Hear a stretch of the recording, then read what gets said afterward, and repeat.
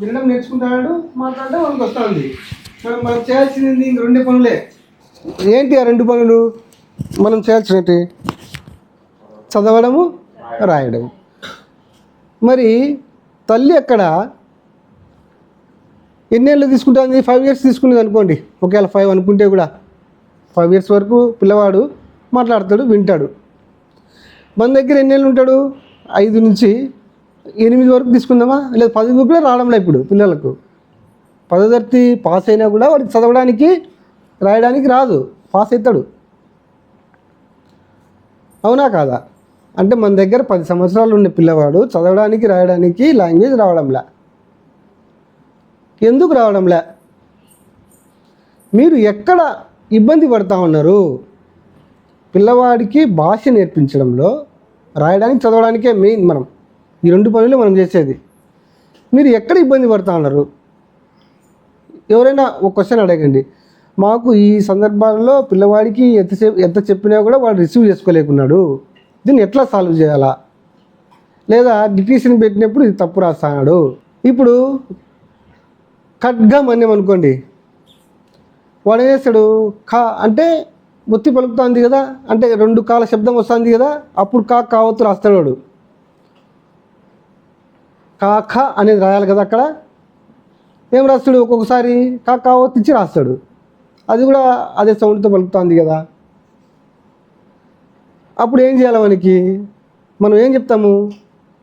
ఇది తప్పు అంటాం. నేనేమంటానా? ఎందుకు తప్పు అంటానా? ఇది తప్పు ఇటు రాయకూడదు, ఇటు రాయాలని చెప్తాం. కావత్తు ఇచ్చినప్పుడు ద్విత్వాక్షరం రాసినప్పుడు ఇది రాయకూడదు, ఈ అక్షరం రాయాలని చెప్తాం. అవునా కదా? ఎందుకు అనేది చెప్పడంలే మనం. సైంటిఫిక్ రీజన్ చెప్తే పిల్లవాడికి తర్వాత ఎప్పుడు రాయడు. శాస్త్రీయ పద్ధతిలో మనము ఏ సబ్జెక్ట్ అయినా ఆలోచించి చెప్పాలా. ముఖ్యంగా నేను గమనించింది ఏంటంటే, గవర్నమెంట్ టీచర్ల కన్నా ప్రైవేట్ స్కూల్ టీచర్లు ఎక్కువ పిల్లల మీద కాన్సన్ట్రేట్ చేస్తారు, అయినా రిజల్ట్ రాదు ఎక్కువగా. గవర్నమెంట్ స్కూల్లో టీచర్లు కొంచెం తక్కువే చేస్తారు మీకన్నా. ఆ లాజిక్స్ కొన్ని అప్లై చేసినారనుకోండి, మీరు ఒక వాళ్ళు ఎవరు మిమ్మల్ని అందుకోలేరు. మీరు ఆ లాజిక్స్ చెప్పడంలో కొంచెం తక్కువ ఉంటారు గవర్నమెంట్ వాళ్ళకన్నా. నేను గమనించిన 27 ఏళ్ళ నుంచి నేను పనిచేస్తున్నా. 1998లో నేను జాబ్లో చేరాను. ఇప్పటి వరకు మీరు కష్టపడేదానికి ఈ కొన్ని చిన్న చిన్న టెక్నిక్స్ తెలుసుకుంటే మీ పిల్లలు అద్భుతంగా రాణిస్తారు. కాబట్టి ఆ మెలకువలు మీరు తెలుసుకుంటే, ఇప్పుడు ఏం చెప్పినాం? అట్లా రాసినాడు ఎందుకు అనేది క్వశ్చన్ వేసినాం మనం. దానికి ఎవరైనా రీజన్ చెప్తారా? ఇట్లా రాసినారు, మీకు అనుభవంలో ఉందా లేదా చూడండి. మీరు ఎవరైనా చెప్తా అంటారా పిల్లలకు? తెలుగు ఉందా మీకు? అనుభవంలో ఉందా మేడం? అట్లా రాసే అవకాశం ఉందా? మరి ఏం చెప్పినారు మీరు? ఏం చెప్పాలా? ఇటు రాయకూడదు, ఇటు రాయాలని చెప్తాం. ఎందుకు రాయకూడదు అన్నా నేను. శబ్దం ఒకటే. మనం ఏమనుకున్నామంటే అక్షరం అంటే ఏంది నిర్వచనం చూసుకున్నాం. శబ్దం యొక్క రూపమే అక్షరం. అవునా కాదా? మనం ఏ శబ్దం చేస్తానమో ఆ శబ్దానికి లిపి చూపించినాడు, ఆ రూపం. అదని చెప్పినాం. సేమ్ అట్లే పలుకుతుంది. ఎందుకు రాయకూడదు అంటే, ఇప్పుడు మీరు అంతే అక్షరాలు అన్నారు కదా, ద్విత్వాక్షరాలు పదం మొదట్లో రాకూడదు. ఆన్సర్ ఏం సార్? అది చెప్పినామనుకోండి, వాడు ఎప్పుడే కానీ ట్రై చేయడు. ఇంకా ద్విత్వాక్షరము మొదట్లో రాయడానికి ట్రై చేయడు. ఇదొక్కటే కాదు, ఏ ద్విత్వాక్షరమైనా సరే. ఇట్లాంటి ఏమన్నా మీరు చెప్తారా? కొన్ని మీరు ఎదుర్కొనే సమస్యలు చెప్తే నేను వాటిని ఎట్లా సాల్వ్ చేయాలనే చూపిస్తా. అట్లా లేకుండా నేనే సమస్య చెప్పి నేనే సాల్వ్ చేస్తా ఉన్నామనుకోండి, అవి కూడా మీ అనుభవంలో ఉంటాయి. నేను చెప్పిన సమస్యలు కూడా కావాలంటే చూసుకోవచ్చు. ఏమన్నా ఒకటి చెప్తారా? 1-2 చెప్తారా? మీరు ట్రై చేయండి. మీ ఫీల్డ్లోనే చెప్పండి. నిజంగా మీరు ప్రాబ్లంగా ఫీల్ అవుతున్నటువంటి వాటిని చెప్పండి. దీర్ఘం ఇవ్వాల్సిన చోట ఇవ్వడు, దీర్ఘం ఇవ్వాల్సిన చోట ఇవ్వడు, అవసరం లేని చోట ఇస్తాడు. ఇదేనా జరిగేది? ఇప్పుడు దీనికి ఏం చేయాలి మనము? తెలుగు భాష మొత్తము పొట్టి పొడవు శబ్దాలతోనే ఉంటుంది. కావాలంటే మీ ఏ అక్షరమైనా చూసుకోవచ్చు. ఒకటి పొట్టిది ఉంటుంది, ఒకటి పొడవుది ఉంటుంది. ఏ అక్షరమైనా తీసుకోవచ్చు మీరు. మొత్తం ఇలా ఈ తెలుగులో పొట్టిది పొడవుది. కా కా. ఈ డిఫరెన్షియేషన్ వానికి మొదట్లో చెప్పేటప్పుడే తెలియాలా? ఎక్కడ తెలియాలా? మనం ఫస్ట్ ఆల్లోనే తెలియాలా. ఆ ఆ. ఒకవేళ ఇది చూపించి ఆ అని అనుకోండి, రైటే. దీనికన్నా పొడవు చెప్పు ఇంకొకటి. పిల్లవాడు ఆ అన్నాడు ఫస్ట్ దాన్ని చూపించి, ఏం తప్పేముంది? మీరేం చేయాలా? ఇంకొక దాన్ని చూపించి ఆ అని చెప్పాలా, అప్పుడు వాడికి తెలుస్తుంది దీనికన్నా పొడవుది అంటే అది పొట్టిది పొడవుది. ఒకటి పొట్టి ఒక పొడవు అని ఎప్పుడు చూపిస్తాం మనము? ఇంకొక దాన్ని పోల్చినప్పుడే చూపిస్తాం, అంతేనా? పోలిక లేకుండా చెప్పలేము ఇది పొట్టిది ఇది పొడవుదని. నేను పొడవుగా ఉన్నాను అని నేను అనుకోండి, నా పక్కన ఎవరో ఉండాలా పొట్టోళ్ళు, లేకపోతే నేను పొడవుగా ఉన్నానని చెప్పలేము. చెప్తాం అట్లా. కాబట్టి తెలుగు భాష మొత్తము కూడా పొట్టి శబ్దము పొడవు శబ్దాలతోనే ఉంటుంది. కావాలంటే మీరు అబ్జర్వ్ చేయొచ్చు. ఆ డిఫరెన్షియేషన్ వానికి మొదట్లోనే చెప్పకపోవడం వల్ల అది జరుగుతూ ఉంటుంది. మనం అట్లా చెప్పం. కా కా. నెక్స్ట్ కి కీ. ఈ కా కా అని చెప్పేటప్పుడు కూడా ఏం చేయాలంటే అన్నిటికీ తిరగాలి ఇవ్వండి, అన్ని అక్షరాలకు. కా గుణింతం మొత్తం చెప్పినామనుకోండి చాలా టైం వేస్ట్ అయిపోతుంది. ఫస్ట్ మనం ఏం చేస్తూ ఉంటామంటే మనం నేర్చుకునే విధానంలోనే అక్షరాలన్నీ నేర్పిస్తాము, తర్వాత గుణింతాలన్నీ నేర్పిస్తాము, తర్వాత చదవడానికి పోతాము, డిక్టేషన్కో చదవడానికి పోతాము. దీనివల్ల ఉపయోగమే లేదు. ఫస్ట్ అక్షరాలన్నీ నేర్చుకునేటప్పుడు వానికి ఉపయోగం కనపడదు, ఈ లాంగ్వేజ్ యొక్క ఉపయోగం కనపడదు. ఏ పనైనా మనం ఎందుకు చేస్తాము? ఒక పని మనం ఎందుకు చేస్తాము? మనకి ఏదన్నా లాభం రావాలా, లేదా రెండో పాయింట్ ఉండే నష్టం తొలగిపోవాలా, అంతేనా సార్ మనం చేసేదని? ఏ పనైనా తీసుకోండి, మీరు కావాలంటే చెక్ చేసుకోవచ్చు. మీరు ఏ పనైనా ఒక పని చేయాలనుకుంటే ఈ రెండే ఉంటాయి. మనకి ఏదైనా లాభం రావాలా, లేకపోతే ఉండే నష్టం తొలగిపోవాలా, అంతేనా? ఇంకేమైనా జరుగుతుందా? మరి లాభం లేని చదువు వాడెందుకు నేర్చుకుంటాడు? చిన్నపిల్లోడు. అసలు అక్షరాల పద్ధతి సరైనది కాదు. అందుకని లేటెస్ట్గా ఏం చేస్తున్నామంటే పదాలు తీసుకొని అక్షరాలను గుర్తించే ఏర్పాటు చేయమన్నారు. అదే చేస్తున్నారా మీరు? అక్షరాలన్నీ నేర్పిస్తారు. అస్సలు సార్ అది ఎంత అన్సైంటిఫిక్ మెథడ్ అంటే అంత అన్సైంటిఫిక్ మెథడ్. పిల్లవాడికి ఈ లాంగ్వేజ్ ఉంది కదా, మీరు వరుసగా వాడు తెలుగు మీడియంలోనే చదివితే ఏదో ఒక దశలో నేర్చుకుంటాడు. తెలుగు ఒక పీరియడే చెప్తున్నారు ఇప్పుడు, ఇంకా రాదు, వచ్చే సమస్య లేదు. మీరు అక్షరాలు గుణింతాలు నేర్పించాకల్లా మళ్ళా ఒత్తులు, మళ్ళీ దానికి తోడు. మీరు ఒకటి గుర్తించండి, అక్షరాలన్నింటికి గుణింతాలు నేర్పిస్తే కాకు ఓకే, కా గుణింతం నేర్పిస్తారు. ఒత్తు కా వచ్చింది, ఒత్తు కాకు కూడా గుణింతాలన్నీ నేర్పిస్తారు. ఎక్కడన్నా వాడతామా వాటిని? ఎక్కడ వాడని వాటికి అంత టైం ఎందుకు స్పెండ్ చేస్తాము? మీరు బాగా గమనించవచ్చు, ఈ ఒత్తుకాలు ఉన్నాయి కదా, దానికి సంబంధించిన గుణితాల్లో చాలా అక్షరాలు మనం వాడము.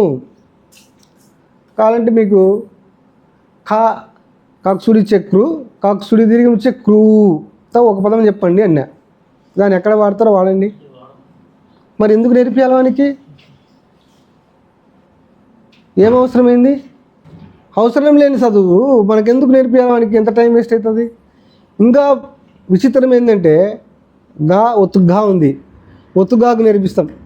ఎక్కడ వాడుకుంటాం? చాలా సింప్లిఫైగా మనము 56 అక్షరాలను మొట్టమొదటగా 30 అక్షరాలు నేర్పియాల. క గ చ జ. ఏమంటాం వీటిని? హల్లులు. ఆ నుంచి అమ్మ వరకు అచ్చులు. ఓకేనా? ఏంది అచ్చులు అంటే ఏంటి, హల్లులు అంటే ఏంటి? యాక్చువల్లీ హల్లులు అంటే ఏంటి అంటే కు గు చు జు అనేటివి హల్లులు. అంటే సగం వరకే పలికే వాటిని హల్లులు అంటాం.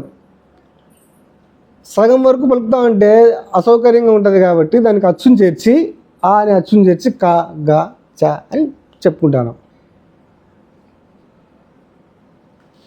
పూర్తిగా పలికే వాటిని అచ్చులు అంటాం, సగం వరకు పలికే వాటిని హల్లులు అంటాం. హల్లుకు అచ్చు వచ్చి కలిపితే వచ్చి చేరితేనే పూర్తి శబ్దం పలుకుతుంది. అంతేనా జరిగేది? అచ్చులు హల్లులు. ఇట్లా మనము ఈ అక్షరాలు నేర్పించే క్రమంలో కొన్ని వాళ్ళకి పిల్లవానికి ఇంట్రెస్ట్గా ఉండేటువంటి పదాలు, వాడు ఎప్పుడూ చూసేటువంటి పదాలు, వాడుకలో వాడు పలికేయగలిగిన పదాలు, వాటిని అన్నింటిని ఉపయోగించి చిన్న చిన్న 2 అక్షరాలు పదాలు తీసుకొని లేదా 3 అక్షరాల పదాలు తీసుకొని అక్షరాలన్నింటినీ గుర్తింపజేయాలి. ఫస్ట్ మీరు ఒత్తులు జోలికే వెళ్ళకూడదు. ఒత్తు క చ అవన్నీ అవసరం లేదు ప్రజెంట్ పిల్లవాడి స్థాయికి. ఎందుకు ఇవన్నీ మరి ఇటు బుక్లో మనం ఏం చేస్తామంటే బుక్లో వర్ణమాల ఇచ్చిండు కదా, వర్ణమాల నేర్పియాలా అనే కాడ ఉండం మనం. వర్ణమాల ఎందుకు ఇచ్చిండు? ఇవన్నీ తెలుగులో అక్షరాలు అన్నీ ఉన్నాయని చెప్పడానికి ఇచ్చినాడు అంతే. అవి ఎక్కడ ఉపయోగపడుతుంది అనేది మళ్ళీ చూస్తాం మనం. ఏం సార్ ఇప్పుడు మీ ప్రశ్నకు ఆన్సర్ వచ్చేసిందా? మనం పొట్టి పొడవు అనే శబ్దాన్ని మొదట్లోనే వానికి చెప్పాలా?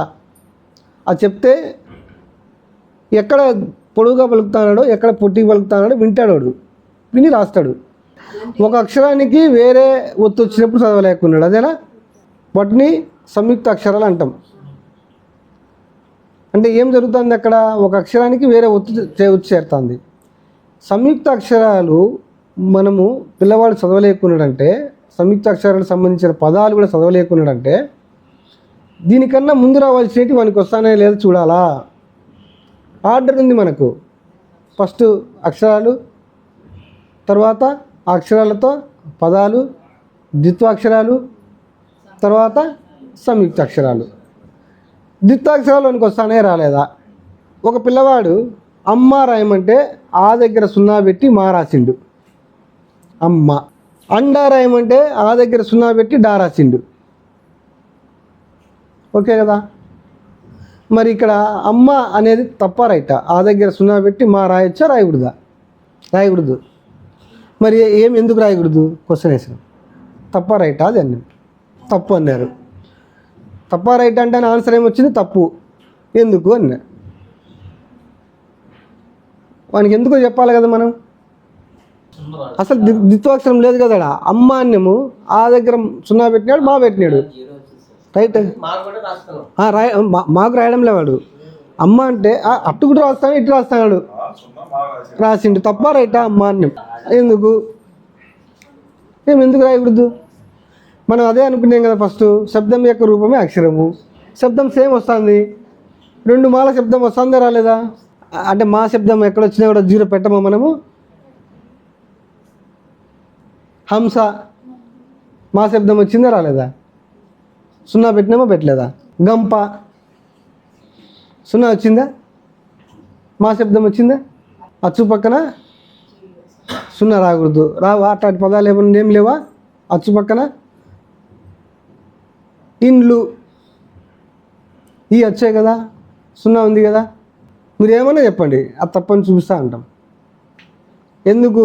దీనికి సరైన ఆన్సర్ చెప్పినంత వరకు అదే నడుస్తూనే ఉంటుంది. ఇంకా సరైన ఆన్సర్ ఒకటే ఉంటుంది ఒక ప్రశ్నకు. తప్పు ఆన్సర్లు ఎన్ని ఉంటాయి, అవునా కదా?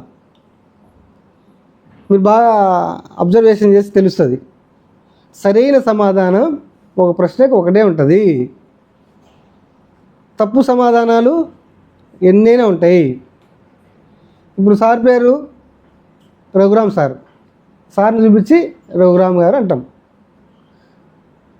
సార్ని చూపించి సుబ్బయ్య అన్నం ఏమంటారు? తప్పు. పుల్లయ్య అన్నం తప్పు. సుబ్బరాయుడు అన్నం తప్పు. ఎన్ని పేర్లను చెప్పండి రఘురామ్ కాకుండా తప్పే. అంటే ఉన్నదే చెప్తే కరెక్ట్ అయిపోతుంది. ఉన్నది ఉన్నట్టే మనకు అనిపిస్తే దాన్ని సరైన జ్ఞానం అంటాం. అలా ఆయనకు పెట్టిన పేరునే మనం చూపిస్తే అది సరైన జ్ఞానం అంటాం. ఇంకొకటి ఏది చూపించినా తప్పు జ్ఞానమే. అంతేనా? మరి ఇప్పుడు దీనికి ఇది అవసరమా లేదా? పిల్లవాడు అటు రాస్తాడు, రాసే అవకాశం ఉంది, రాసినాడు కూడా. నేను కూడా చూశాను, చాలాసార్లు చూశాను. మరి ఏం చెప్పాలి అతనికి? ఇప్పుడు ఇక్కడ 0 మా శబ్దం పలుకుతూ ఉంది, ఇక్కడ కూడా మా ఉంది. ఒక హల్లు ముందు అదే హల్లు శబ్దం వస్తే సున్నా రాయకూడదు, ద్విత్వాక్షరం రాయాలా? ఏం సార్ అర్థమవుతుందా? బోర్డు ఏమన్నా ఎక్స్ప్లెయిన్ చేయాలా? ఇప్పుడు మా అనే శబ్దం ఉంది, దాని పక్కనే మా ఉంది. రెండు మాలు కలిసినప్పుడు ఏమని చెప్పినాం మనం? ద్విత్వాక్షరం రాయాలా అని చెప్పినాం. కాబట్టి సున్నా పెట్టకూడదురా, ఇక్కడ ఆ పెట్టి మాకు మా ఒత్తు రాయాలా అని చెప్పాలా. అట్లా ఎక్కడ అట్లా పలికినా కూడా అదే పనే. ఇంకా ద్విత్వాక్షరం అంటేనే అది ఒక హల్లు అదే హల్లుతో కలిసేటప్పుడు వచ్చేదే ద్విత్వాక్షరము. దాని నిర్వచనం అది. ద్విత్వం అంటే అదే హల్లు వస్తుంది. ద్వి అంటే రెండు కదా, రెండు శబ్దాలు కలుస్తాయి, అదే శబ్దాలు కలుస్తాయి ఇక్కడ. అది ఆన్సర్, దాని ఆన్సర్. ఇప్పుడు నెక్స్ట్ మేడం క్వశ్చన్కి వద్దాం. ఒక హల్లు అదే హల్లుతో కలిసినప్పుడు వచ్చేవాటిని ద్విత్వాక్షరాలు అంటాను. ఒక హల్లు వేరే హల్లుతో కలిసినప్పుడు సంయుక్తాక్షరాలు అంటాను. ఇప్పుడు ఈ ద్విత్వాలు పలకడం కరెక్ట్గా నేర్చుకున్న తర్వాత సంయుక్తాల్లోకి రావాలా. సంయుక్తాక్షర పదాలు నేర్పించేటప్పుడు ఇక్కడ కూడా చూడండి, నిద్ర అన్నం, నిద్ర, నిద్ర. ఇక్కడ ఏం జరుగుతుంది? ద్ర ఉంది కదా, ఈ దా అనే పూర్తి అక్షరం రాస్తానం. ఇది సగం పలకాల, రా ఒత్తును పూర్తిగా పలకాల. పలకడం వేరుగా ఉంది, రాయడం వేరు ఉంది. ఇది తెలియాలి మనకి. ఇది తెలియాలంటే మనం ఏం చేస్తాం? ఫస్ట్ కా గుడిస్తే కి అన్నాము. కి అనే శబ్దములో ఏముంది? కు అనేది ఉంది, ప్లస్ ఈ అనే అచ్చు ఉంది. ఈ అనే అచ్చుకు సింబాలికల్గా ఏం పెట్టినాం మనము? గుడి పెట్టినాం. దీన్ని ఇట్లా చూపించాలని చెప్పినాం. తెలుగు భాషలో ఏముంటుందంటే ఒక అక్షరం ఇంకో అక్షరంతో కలిసేటప్పుడు దానిలోనే ఉంటుంది.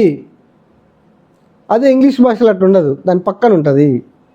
అంతేనా? మీరు ఏ అక్షరమైనా చూడండి, ఏ గుణింతం రాస్తానమంటే ఒక అచ్చు ఒక హల్లుతో కలిసినప్పుడు దాంట్లోనే ఇమిడి ఉంటుంది. అచ్చు ప్లస్ హల్లు రెండు. ఇట్లా చెప్పినామనుకోండి వాడికి నిద్ర, నిద్ర, నిద్ర, వాడు ఇంకా తప్పు రాయాడు.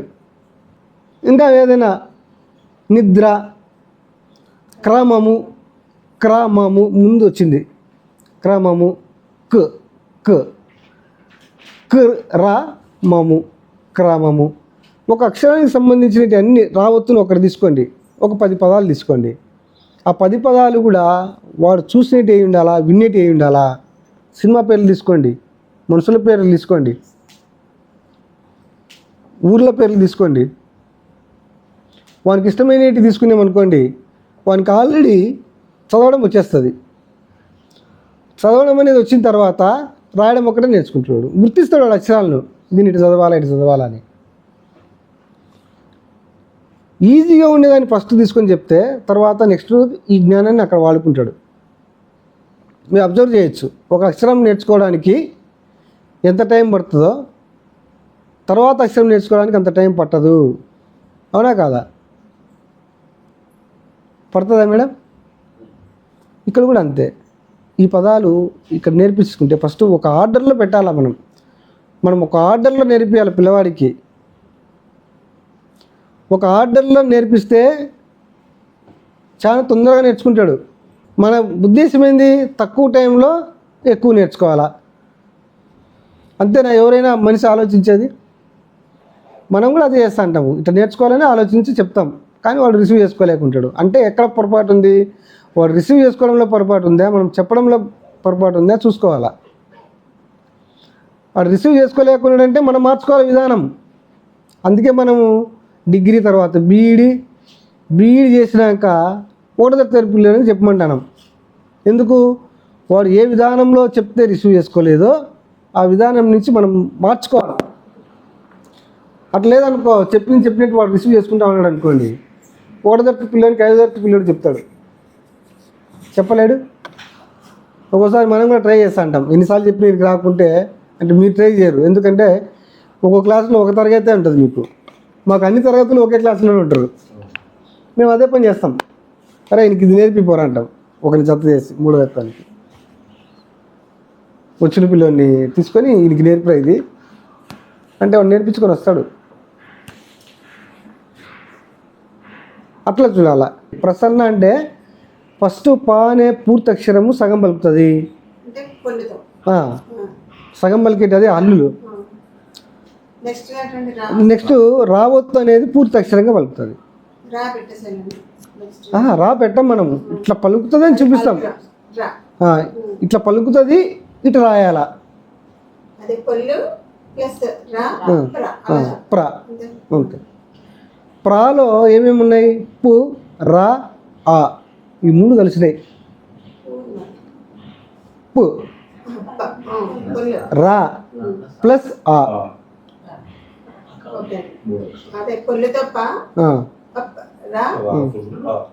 ఈ మూడు కలిస్తేనే ప్రా అయింది.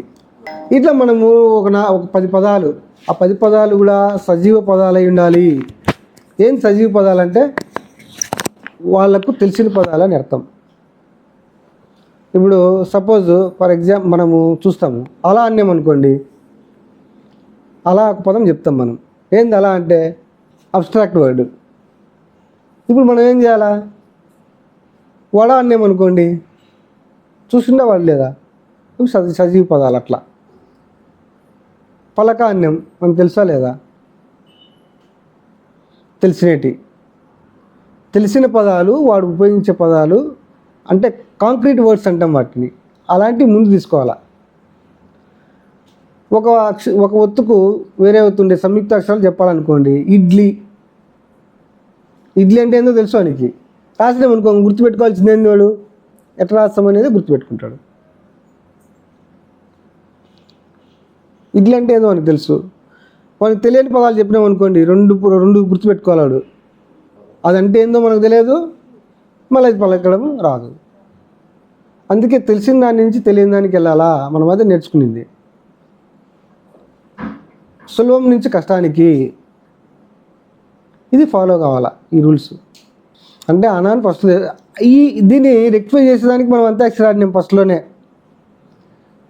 అది చెప్పినామనుకో రాయడవాడు. ఏం సార్ రాస్తారా సార్ అట్లా?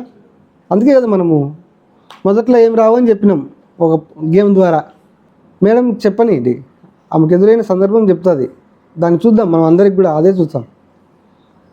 చెప్పండి మీరు మేడం. మేడం మీరు ఆగండి మేడం,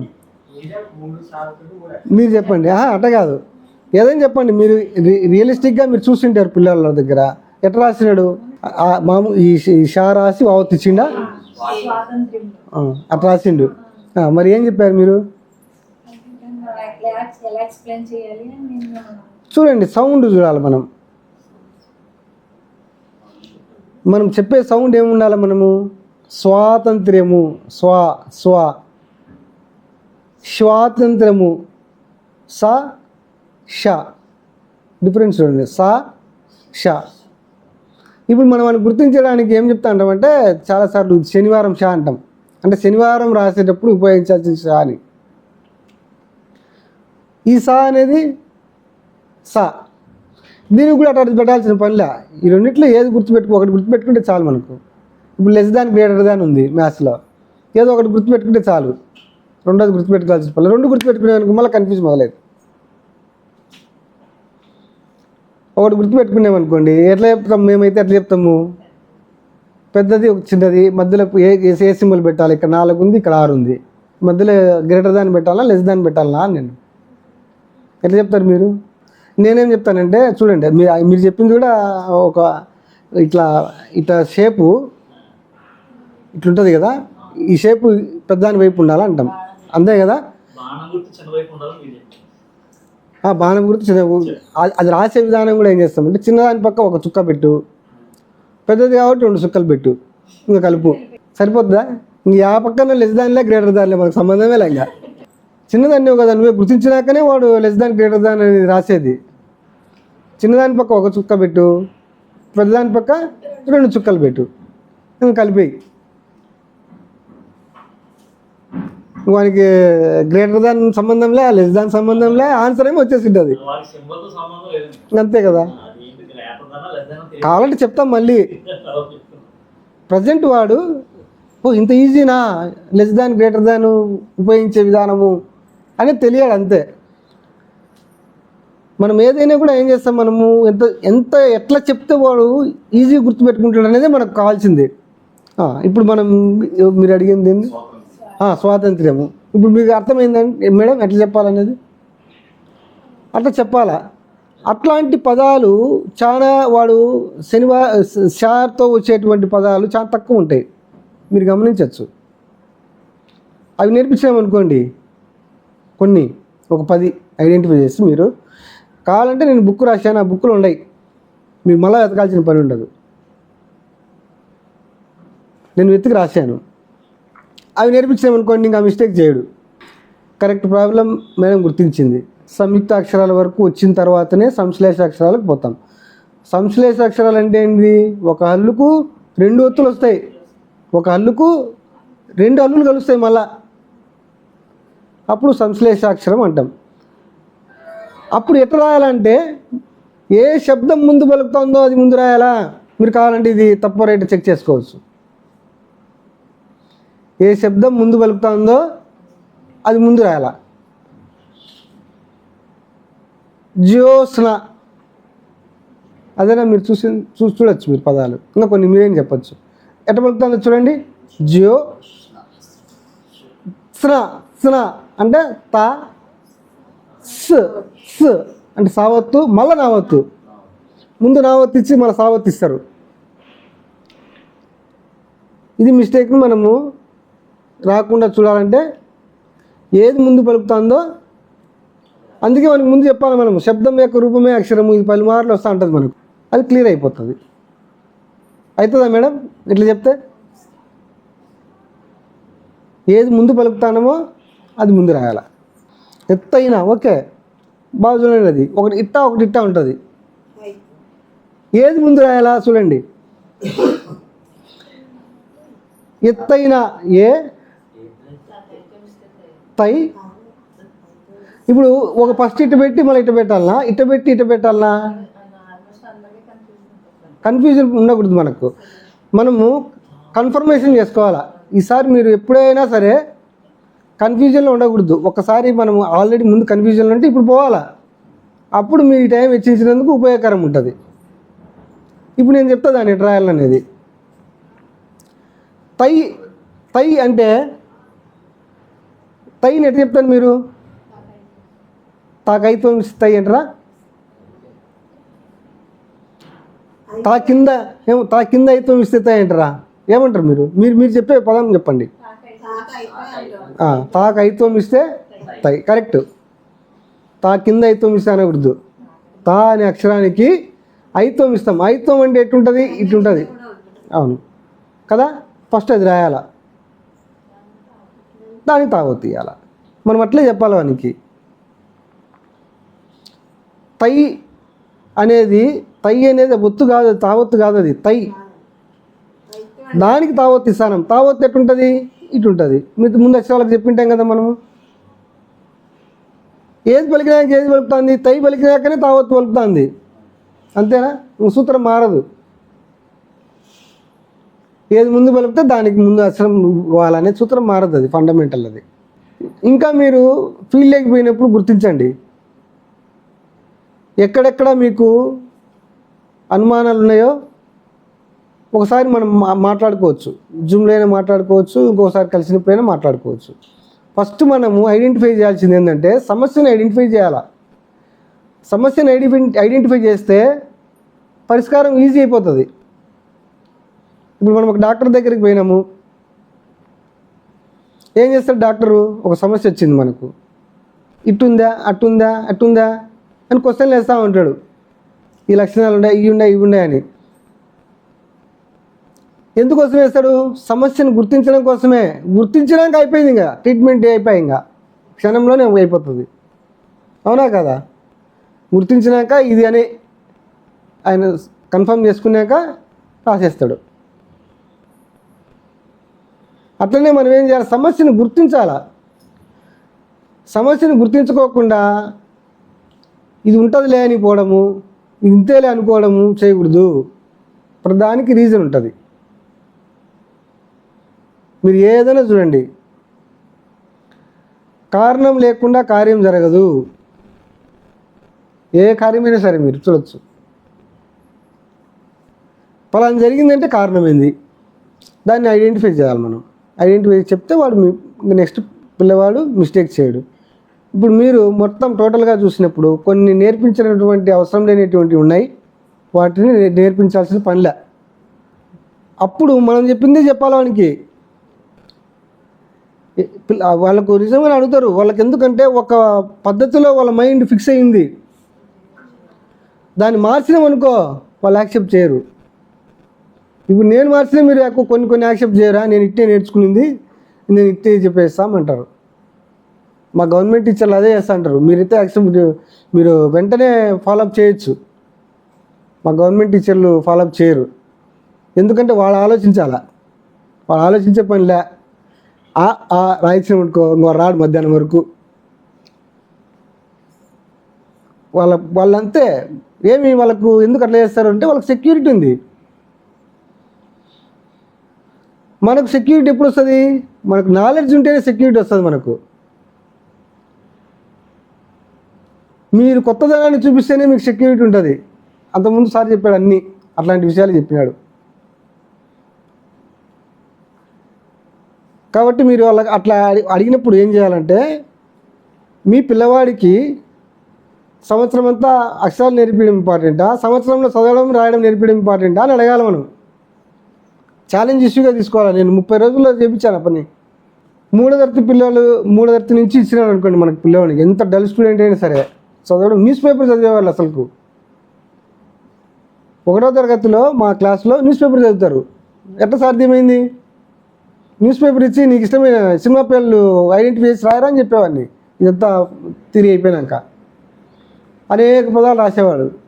అది బుక్ ఉంది మేడం మన దగ్గర, అదే బుక్కే ఫాలో అయినాం, అదే బుక్ రాసేస్తుంది దాన్ని. మా పిల్లలు కూడా నాకాడే చదివించుకునేవాడిని. మాకు 2 పిల్లలు, పాప బాబు. మా బాబు అయితే 1వ తరగతిలో న్యూస్ పేపర్ చదివేవాడు. న్యూస్ పేపర్ ఇచ్చి చదువురంటే చదువుతాడు. ఒకసారి ఎండిఓ మాకు విజిట్ వచ్చాడు. మీరు చదివించండి అని చెప్పిన నేను. మా వాడు ఒక్కడే కాకుండా మా వంతో పాటు ఉన్న కొంతమంది పిల్లలు చదివించినాడు. ఆయన చూసుకున్నాడు. ఆ బుక్ రాయబోయే ముందు నేను ప్రైవేట్ స్కూల్కి పోయే వాళ్ళను 5వ తరగతి వాళ్ళకు కూడా తెలుగు రాకుండా ఉండే వాళ్ళని చూసిన. వాళ్ళ పేరెంట్స్ కాడికి మాట్లాడినా, మీ పిల్లవాడు తెలుగు చదువుతాడా, చదవమను, చదవలే, రాయమను, రాయలే. 1 నెలలో చదవడానికి రాయడానికి నేర్పిస్తాను నేను, 1000 రూపాయలు ఇస్తావా అని అడిగిన 2012లో. ఇప్పుడు మీకు ముందర చెప్తే చదవలే కదా, నెల అయిపోయినాక ఏ పదమైనా చెప్పు, నువ్వు రాయాలా, ఏ పదమైనా చూపి చదవాలా. ఇది మా మధ్య అగ్రిమెంటు. 12 మంది పిల్లలు పంపించినారు, చేసి చూపించిన. అందరు ఇచ్చినారు 1000 రూపాయలు, ఒక్కరు కూడా ఎగరగొట్టలే. ఆ 12,000 బుక్ ప్రింటింగ్ వాడుకోవాలని నా ఉద్దేశం. ఆ ప్రింటింగ్ చేసేదానికి కూడా మనకు ఇంకొక దాత దొరికినారు, చేయించాం. అది చూసి ఇది పిల్లలకు ఖచ్చితంగా అందాల్సిన బుక్, 10,000 కాపీలు నేను ప్రింట్ చేపిస్తాను నీకు అని చెప్పారు. నాకు అన్ని వద్దులే, 3,000 చాలని చెప్పిన. ఫస్ట్ ప్రింట్లో 3,000 వేసాం. ఆయన పెట్టుకున్నాడు. 50,000 ఖర్చు అయింది అప్పట్లో, 2013లో. 12లో ప్రయోగం చేసిన, 13లో ప్రింటింగ్కి వచ్చిన. మీరు గిన అప్లై చేసినంటే ఏ సమస్య ఎదురైనా కూడా దాన్ని సాల్వ్ చేస్తాం, ఖచ్చితంగా రిజల్ట్ వస్తుంది. ఎందుకు రిజల్ట్ వస్తుందని అంత హామీ ఇస్తానంటే సైంటిఫిక్ మెథడ్ అది. చదవడానికి వచ్చే కనుక ఇంక పద్యాలు ఏముంది సార్? మనం చదవడము రాయడమే కదా నేర్పించేది ఫస్ట్లో. అవన్నీ ఇంక రావు ఇక్కడ. ఈ ప్రయోగం చేసినామంటే అవన్నీ రావు. ఇంకా మీరు చూడొచ్చు, మీరు ఆమె ముందు విధానంలో చెప్పినారు కాబట్టి అవన్నీ లోపాలు జరుగుతూ ఉంటాయి. మనం ఎక్కడ లోపం వచ్చిందో ఎందుకని ఆన్సర్ చేసేస్తాం, ఇంకా వాడు రాసేదానికి అవకాశం లేదు. 30ని కుదించుతూ మళ్ళీ ఏం చేసినామంటే, ఎక్కడ ఈ అక్షరాలతో తక్కువ పదాలు ఉన్నాయో ఆ పదాలు చూపించాం. ఇప్పుడు సుడి దీర్ఘం ఉంది, వాటితో వచ్చే పదాలు ఏంటి, వచ్చే పదాలు పెట్టినాం అక్కడ బుక్లో. ఇంకా అవసరం లేదు, దాని అవసరం లేదు. ఇంకా గౌ ఒత్తుగాకు సంబంధించి చెప్తాను. గౌ లేదు, గో ఉంది, నేను గౌ అంటానా. అందుకే మనం శబ్దం పలకాల. అఘోర ఎట్లా పలుకుతాను? మళ్ళీ వస్తాయి. ఫస్ట్ వచ్చిన తర్వాత మళ్ళీ అవి వస్తాయి, రాకుండా ఏముండవు. బ్రహ్మారెడ్డి బాగు రావత్తిచ్చి హా పొడుగు హా రాసి మావత్తిచ్చి రాస్తాం. అవును, పలికేటోడు బ్రహ్మారెడ్డి అని పలుకుతాం. ఈ సమస్యను ఎట్లా సాల్వ్ చేస్తాం? అర్థమైందా సార్ మీకు? సార్ అడిగిన క్వశ్చన్ అర్థమైందా? చెప్పండి మేడం. రాసేటప్పుడు బ్రహ్మారెడ్డి అని రాస్తున్నారు, హాకు మావత్తిస్తున్నాం, నన్ను బ్రహ్మారెడ్డి పలికేటోడు బ్రహ్మారెడ్డి అంటున్నారు. ఈ సమస్యని దాన్ని ఐడెంటిఫై చేసి ఎట్లా సాల్వ్ చేస్తుంది? అర్థమైందా మీకు క్వశ్చన్? ఇప్పుడు మనం ఏం చెప్పినాము? ముందు ఏది పలుకుతుందో అది రాయమన్యం. ఇది సూత్రం, ఇంక దీనికి మార్పు ఉండదు. ఇంకా అది సత్యం, అది ఇంక మారదు. అది ముందు ఏది పలుకుతుంది అక్కడ బ్రహ్మారెడ్డిలో? మా పలుకుతుంది, మా పలుకుతుంది. యాక్చువల్లీ బ్రహ్మారెడ్డి, అది బ్రహ్మారెడ్డి కాదు, మనం పలుకుతాం. అది బ్రహ్మారెడ్డి, అది అర్థమవుతుందా? పలకాల్సింది ఏంది? బ్రహ్మారెడ్డి. మనమేం పలుకుతాము? అటు పలకడం రాక బ్రహ్మారెడ్డి అంటాం. బ్రహ్మారెడ్డి అంటే అసలు హానే లేదు అక్కడ. మాకు మావత్తులో ఉంది, ఇది పలకడంలో, రాయడంలో అట్టుంది. కానీ పలకాల్సింది మార్చుకోవాలి మనం. రాసింది ఎట్టుందో చూసుకొని దాన్ని ఎట్ట పలకాలో పలకాల. మీరు బ్రహ్మారెడ్డి రాసినాం అనుకోండి, బ్రహ్మారెడ్డి పలుకుతాం. అలా రాసింది హా పెట్టినప్పుడు బ్రహ్మారెడ్డి పలకాల. అది దానికి కరెక్షన్. మేము మాట్లాడేటట్టు రాయచుకుదా? మీరు తప్పు మాట్లాడుతున్నారు సార్. అంటే కదా, మాట్లాడేటట్టు రాయచుకుని ఏమి ఇబ్బంది? రాయొచ్చు, నేను ఇట్టే పెట్టుకుంటే అంటే రాసుకోవచ్చు. ఇప్పుడు న్యూమరికల్ మీరు చూసారు కదా, న్యూమరాలజీ. మాకు ఆవర్తించుకోవచ్చు. మీరు పేరులో మీకు చాలా ఇంపార్టెంట్ పాయింట్ సార్ అడిగింది. పేరులో ఎప్పుడైనా మీరు గమనించవచ్చు, పదము వేరు, పేరు వేరు. పదం అంటే ఒక వస్తువును కానీ ఒకదాన్ని సూచించడానికి వాడేటువంటిది పదము. ఉన్నదాన్ని సూచించడానికి వాడేటువంటి దాన్ని పదం అంటాం. పేరు పదం అది అట్టే నేర్చుకోవాలా. పేరు నీ అక్షరాలు ఏదైనా పెట్టుకోవచ్చు. ఈ వర్ణమాల ఉన్నటువంటి అక్షరాలలో అర్థం లేనిది కూడా పెట్టచ్చు. లకాన్ని పెట్టుకోవచ్చు, లకపా అని పెట్టుకోవచ్చు, మన ఇష్టం. నేను పెట్టుకున్నాను, నా ఇష్టం, నన్ను లకపా అనండి. ఇక్కడ వచ్చే కొద్దీ ఆ ఆప్షన్ లేదు మనకు. మొత్తం అంతా తెలుగు భాషను అంగీకరించి చేసినారు జనాలు. మీరు చెప్పింది కూడా లకపా అని కూడా అంగీకరణ చేస్తారు. నేను నా పేరు అదే అని అనుకో, అంగీకరణ చేయక ఏం చేస్తారు? నువ్వు లకపా అంటేనే పలుకుతావు, లేకపోతే పలకవు. పెట్టుకోవచ్చు, అభ్యంతరం లేదు. మాకు ఆవులు తెచ్చుకోవచ్చు, మాకు మామూలు తీసుకోవచ్చు, మీరు వాళ్ళ ఇష్టం. మీరు నేను ఇట్టే రాస్తానంటే రాయొచ్చు. మీరు రాసేదాన్ని చూసి ఈయనకు మిగతా వాళ్ళందరి మైండ్లో ఏముంది? హాక్ మావత్ ఇచ్చే రైట్ అనేది మైండ్లో ఉంటుంది. అది మొత్తం అంగీకరించింది. అది మీరు రాసుకునేటప్పుడు ఇటు రాసుకున్నారు అనుకోండి, మాకు మావత్ ఇచ్చి, ఆయనకి చదువు రాదు, ఏందా ఎట్లా రాసుకున్నాడు అంటారు, ఇచ్చాడు అంటారు. అట్టేందుకంటే నా ఇష్టం వచ్చి నేను పేరు పెట్టుకోవచ్చు. కానీ అందరి మైండ్లో ఉండేది విరుద్ధంగా ఉంది కాబట్టి, అందరికీ విరుద్ధంగా కనపస్తే మనిషి ఏమంటాడు?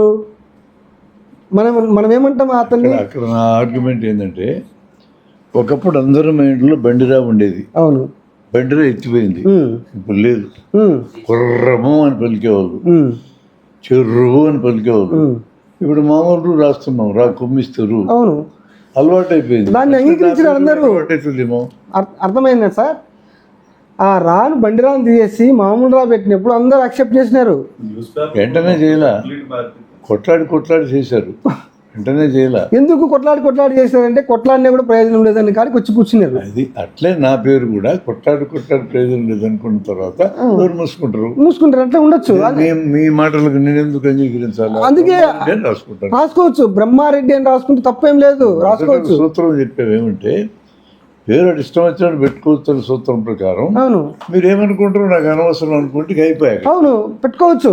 పెట్టుకునే దానికి పెట్టుకోకూడదు అనే దానికి లేనే లేదు, మీ ఇష్టం. కావాలంటే చూడండి, చాలా మంది అట్లా పేరు పెట్టుకోండి. సుధాకర్, ఓకే. నిద్ర అనేది ఎగ్జాంపుల్ చెప్పావు కదా.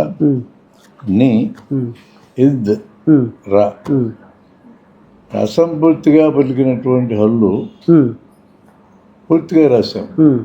పూర్తిగా పలికిన హల్లుని ఒత్తి కింద ఇచ్చాం కదా. ఆ సూత్రమే కదా మనం గుణితం రాసేటప్పుడు కూడా వాడాం. కా క ఆ అవును, ఆ పూర్తిగా పలుకుతుంది, దాన్ని తలకట్టు కింద మార్చి. అవును అవును, సగం పలికేదాన్ని పూర్తిగా రాసాం. సగం పలికేదాన్ని పూర్తిగా రాసాం. అంటే సగం నిద్రలో సగం పలికేదాన్ని పూర్తిగా రాసాం. రావత్ పక్కన ఇచ్చాం. ప్రిన్సిపల్ ఎక్కడి నుంచి డెరైవ్ అయింది అది? అంటే గుణితాలు రాసే దగ్గర నుంచి డెరైవ్ అయింది కదా. అదే కాను కీని రాసేటప్పుడు ఇక్ ప్లస్ ఆ ఇక్ ప్లస్ ఈ అక్కడి నుంచి ఇది డెరైవ్ అయింది. అవును, అంతే. తర్వాత ఇంకొకటి చెప్పు నాకు, ఇంగ్లీష్లో 26 అక్షరాలు ఉన్నాయి. మీరు అన్నట్టు అల్లులు దానికి యాడ్ అయితే పక్కన రాసుకుంటూ పోతున్నారు. అది వాళ్ళ ప్రిన్సిపల్, వాళ్ళ మెథడ్. అంటే కొన్ని వేల భాషల్లో ఆ భాషలు ఎట్లా నిర్మాణం జరుగుతాయి అనేది వాళ్ళ పద్ధతిలో నిర్మాణం చేసుకొని ఉంటారు. అవి అందరికీ వాళ్ళకి సౌకర్యం ఉంది కాబట్టి కొనసాగుతూ ఉంటాయి. మనం వాటిని ప్రశ్నించలేము. బ్యాంక్ అని రాస్తారు ఇంగ్లీష్లో, BANK. దాని తెలుగులో ఎట్లా రాస్తారు?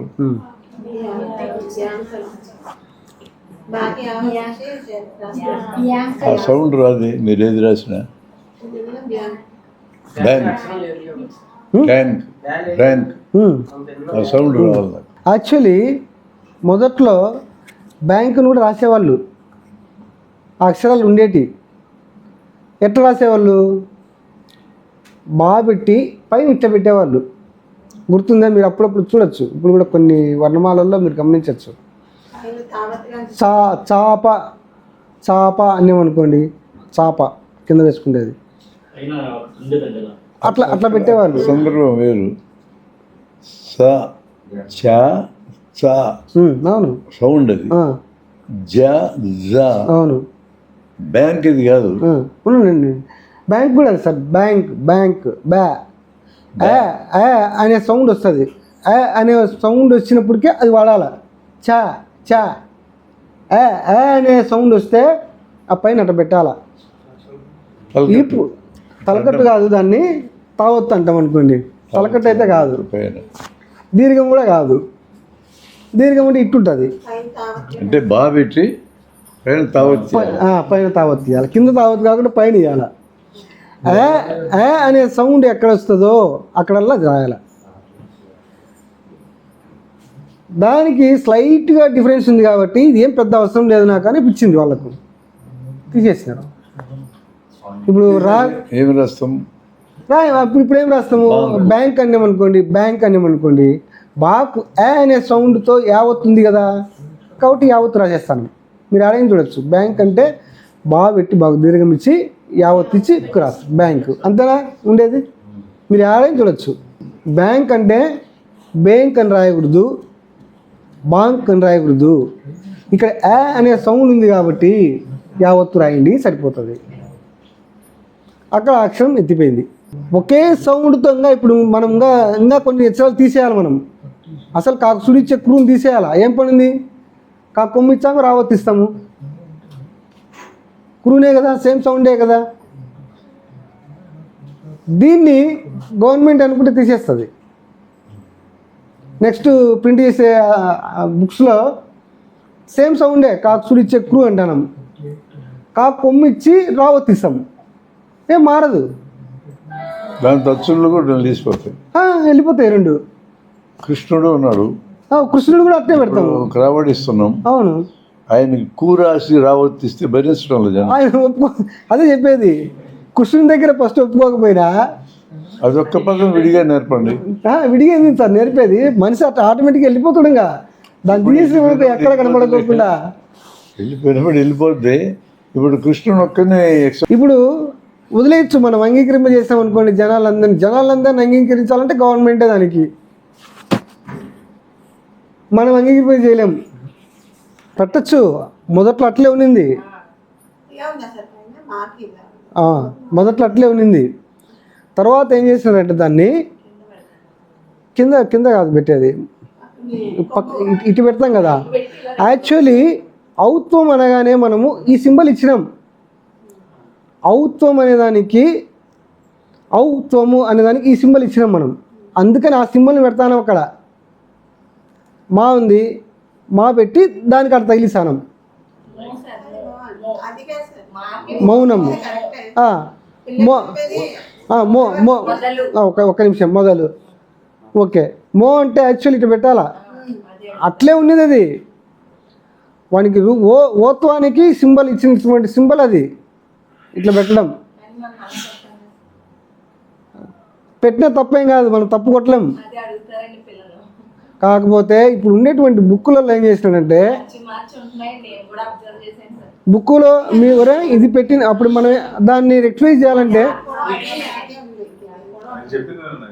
ఒక్క నిమిషం మేడం, దాన్ని క్లియర్ చేద్దాం.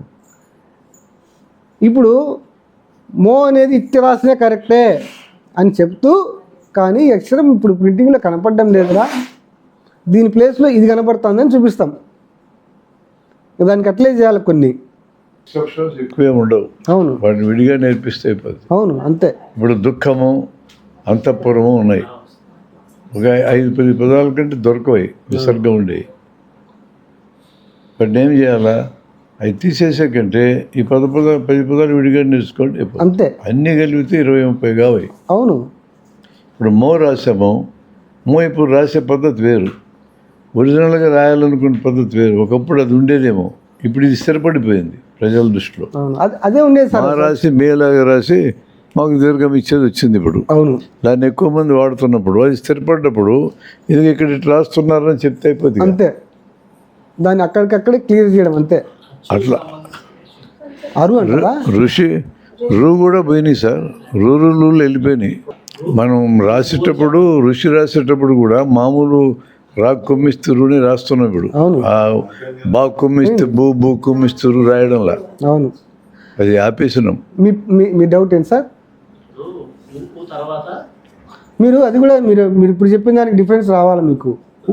ఊ తర్వాత అంటే అన్నారు, ఊ తర్వాత అంటే రెండు ఒకే మాదిరి పలుకుతా అన్నారు.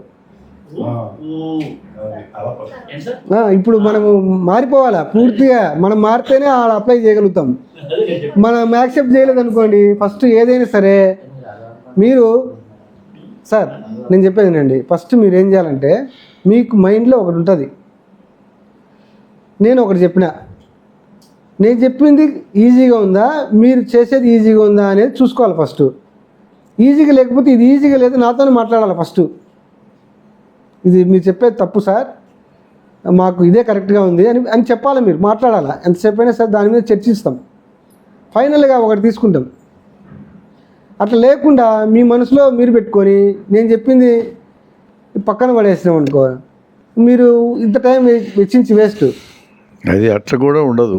ఎలా అంటే నువ్వు చెప్పింది ఈజీ అయ్యి ఉంటే ఉండొచ్చు, కానీ అంతకుముందు బాగా ప్రాక్టీస్ చేసి ఉంటారు కాబట్టి అది ఈజీ అనిపిస్తుంటుంది వాళ్ళకి. అవును, రెండు ఈక్వల్గా ప్రాక్టీస్ చేసినాక నీకు తెలియదు ఈజీనో.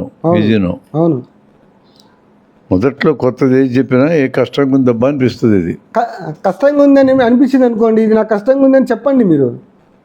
మీరు ముందు ఫీల్డ్లోకి వెళ్ళండి, ఫస్ట్ వెళ్ళి చూడండి రిజల్ట్ వస్తుందా రాలేదో. చూసిన తర్వాత రాలేదని మళ్ళీ నాకు ఫోన్ కాంటాక్ట్లో చేయండి సార్ ద్వారా. కానీ సారు దానికి ఉండే మార్గం ఏంటంటే, ఒక కష్టమైన పద్ధతి మనం ప్రాక్టీస్ చేస్తుంటే మనకి ఈజీ అనిపిస్తుంది. అది ఇప్పుడు కొత్త పద్ధతి తెలిసింది, 2 పద్ధతులు పిల్లల మీద ప్రయోగం చేసి చూడాలి ఏది ఈజీగా పట్టుకుంటున్నాడని. అప్పుడు మనం కష్టమైన దాన్ని ప్రాక్టీస్ చేసి మనకు ఈజీగా అనిపించినప్పటికీ కూడా రెండో పద్ధతి, మనం పాత పద్ధతి 2 పిల్లల మీద పెట్టినప్పుడు ఏది ఈజీగా పట్టుకుంటాడో దాన్ని నిలబెట్టుకోవాలి. మనం ఇదివరకే ప్రాక్టీస్ చేసి ఎత్తేసుకోవాలి దాన్ని. ఇది అన్ని రంగాల్లో ఇదే జరుగుతుంది. తెలియనప్పుడు కష్టమైన మెథడ్ పాటించి ఉంటారు. అంతకంటే ఈజీ మెథడ్ ఇక్కడ ఉందని ఇచ్చామనుకోండి, ఇది ఇప్పుడు నేర్చుకోవడానికి మనకు కష్టం అనిపిస్తుంది. 2 మెథడ్స్ పిల్లల మీద పెట్టామనుకోండి, వాళ్ళు ఏది ఈజీగా పట్టుకుంటున్నారో దానికి ట్యూనే మనం మార్చుకుంటే అయిపోద్ది. అది సింపుల్ మెథడ్. మనం వాటిని బతికించలేం సార్. వాటిని మనం కొన్ని బతికించలేం సార్. బండి రానే ఉంది, ఇప్పుడు కాదు కదా బండి రానేది. మన ఉద్దేశం సార్, పిల్లవాడు మన దగ్గరికి ఎందుకు వస్తున్నాడు? ఒక లక్ష్యం ఏదో పెట్టుకున్నాడా? మరి ఆ లక్ష్యం నెరవేరడం ఇంపార్టెంటా? ఆ లక్ష్యం నెరవేరడం తక్కువ టైంలో నెరవేరడం ఇంపార్టెంటా? ఇప్పుడు మేము జగ్గంపేటకి వచ్చాము, ఎక్కడి నుంచి విజయనగరం నుంచి ఇక్కడికి వచ్చాము, ఒక రూట్లో వచ్చాము. ఇంకొక రూట్లో వస్తే ఎక్కువ టైం తీసుకుంటుంది. ఆ రూట్లో పోతామా మనము? తక్కువ దారిలో పోయేది పోతామా? గూగుల్ని కూడా ఎందుకు వాడుకుంటాం మనము? దగ్గర దారి చూపిస్తుంది వాడుకుంటాం. అది వాడుకోకుండా నా ఇష్టం వచ్చినట్టు తిరుక్కుంటూ వచ్చాం ఇంకొక రూట్లో అని పోతాడా మనిషి? అట్లా ఇష్టం ఉంటుందా మనిషికి? మరి ఎందుకు మనం తీసుకోకూడదు? మీరు నేర్చుకునే దాన్ని మీకు ఈజీగా అనిపించి ఉండొచ్చు, కానీ పిల్లవాడికి అసలు ఏ పద్ధతి తెలియదానికి తెలియకపోయినప్పుడు మనం ఏం చెప్తే అది నేర్చుకుంటున్నాడు. మనం ఏ పద్ధతి వాడితే ఆ పద్ధతి నేర్చుకుంటాడు. అసలు రెండోది ప్రయోగం చేయాల్సి కూడా అవసరం లేదు. మీకు ముందు మైండ్లో సెట్ చేసుకుంటే సరిపోతుంది. మీకే చూసుకోండి మీ అనుభవంలో, అరే ఇది చెప్పడం కరెక్ట్గా ఉంది, ఇది చెప్పడం కరెక్ట్గా ఉంది అని చూసుకోండి. చూసుకున్నాక వాడి మీద ప్రయోగం చేయడం కన్నా ఆల్రెడీ మనం ప్రయోగం చేసినామంటాం, మీరు కూడా ప్రయోగం చేయొచ్చు. అందరి మీద 2 పద్ధతులు చెప్పుకుంటా పోయినారు అనుకోండి, అక్కడ కూడా మళ్ళీ టైం వేస్ట్ అవుతుంది. మీకు ఫస్ట్ అనిపించాలా, టైం వేస్ట్ కాకూడదు కదా, మన ఉద్దేశమే అది. నువ్వు తేల్చుకోలేనప్పుడు నేను చెప్పే ఆన్సర్ కరెక్టే. నువ్వే తెలుసుకోలేకపోతే అక్కడికి పోవాలి. మీరే తెలుసుకోలేనప్పుడు మీరు ప్రయోగానికి తెలుసుకున్నానికి అక్కడికి పోవడంలే. తెలుసుకున్న దాన్ని తీసుకెళ్ళచ్చు. అది అంతే సార్ చెప్పింది కరెక్ట్. మీరు ఫస్ట్ అంగీకరింపజేస్తే దాన్ని స్వీకరించి ఆచరణలో పెట్టండి. మీరు అంగీకరించకపోతే మీరు ప్రయోగాన్ని దిగండి. సార్ చెప్పింది ఫైనల్. భాష గురించి ఒక కామెంట్ ఏమంటే, బిఫోర్ క్లోజింగ్ ది సెషన్,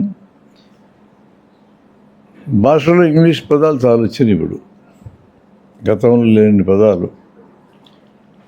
ఈ తెలుగు భాషా ప్రేమికులు ఒక్క పదం కూడా ఉండకూడదని చెప్పి దెబ్బలాడుతున్నారు ఇప్పుడు. విన్నారా వీళ్ళని? చరవాణి, దూరవాణి పేర్లు అదే వాడకంలో వచ్చినాయి మనకి. చరవాణులు, దూరవాణులు వాళ్ళు గొడవ తప్ప. మనం మొబైల్ అంటున్నాం, ఇదే అలవాటైంది.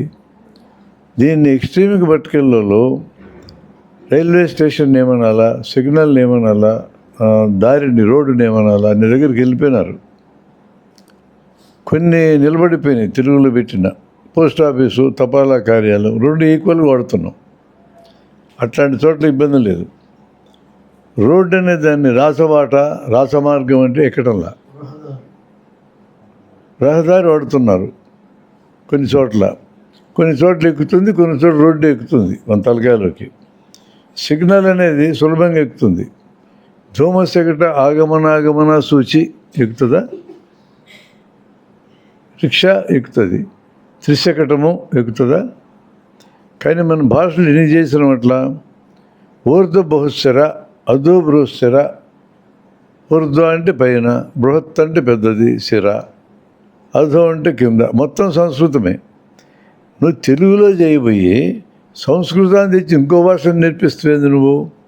ఆ భాష ఎప్పుడూ చచ్చిపోయింది, జనం దగ్గర లేదు. అది గొప్ప భాష కావచ్చు, దేవభాష కావచ్చు, ఒకప్పుడు ప్రజలు విపరీతంగా వాడి ఉండొచ్చు, పెద్ద గ్రంథాలు ఉండొచ్చు, అదంతా చరిత్ర.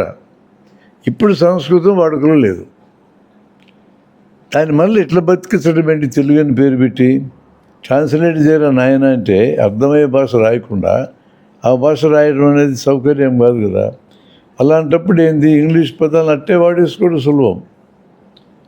ఇప్పుడు మేము మెడికల్ కాలేజీలో పాఠాలు చెప్పడానికి వెళ్తే నేనేం చేస్తానంటే, టెక్నికల్ పదాలు మినహా మిగతాంతా తెలుగులో చెప్తాను. కంఫర్టబుల్గా ఉంటారు పిల్లలు. అది కూడా ఇంగ్లీష్లో ఎందుకు చెప్పాలి? తెలుగు బాగానే అర్థమవుతుందిగా. ఆ టెక్నికల్ పదాలు ఒకటి ఆ ఇంగ్లీష్లో చెప్పేస్తా. ఊర్ధ్వ బృహస్వర అంటే సుపీరియర్ వేనాకేవా అని సింపుల్గా అంటారు ఇంగ్లీష్లో. ఆ పదం ఎటు వాడుతున్నాడు, అది అట్లే ఉంచుతాం, దాన్ని కదిలిస్తాం. బృహద్దమని అయోట్ట ఏది సింపుల్గా ఉంది, ఏవార్టీఏ అయోట్ట. బృహద్దమని దానికి పేరు తెలుగులో. అది తెలుగు పేరు ఎట్లయితుంది, అది సంస్కృతం పేరు. నీ తెలుగు చెప్పబోయి ఇంకో భాష నేర్పించేది దాన్ని తిప్పలు పెట్టడం ఎందుకు? ఇలాంటి ఒక పని జరుగుతుంది. వీళ్ళు గుండెలు బాదుకుంటున్నారు మనోళ్ళు. అసలు తెలుగులో ఇంగ్లీష్ అంతా వచ్చి చేరిందని. తెలుగులో సంస్కృతం చేరితే బాధపడలేదు కదా, ఇంగ్లీష్ వచ్చి చేరితే నీకేం బాధ? ఏదో ఒక భాష వచ్చి చేరుతుంది, జనానికి సౌకర్యంగా ఉండేది. భాషల్లో పదాలు ఎట్లా పుడతాయంటే, ఏ భాష మాట్లాడే వాళ్ళకైనా ఒక వస్తువు ఆ భాష మాట్లాడే వాళ్ళ దగ్గర సంస్కృతులు తయారైతే ఆ వస్తువుకి పేరు వాళ్ళే పెడతారు.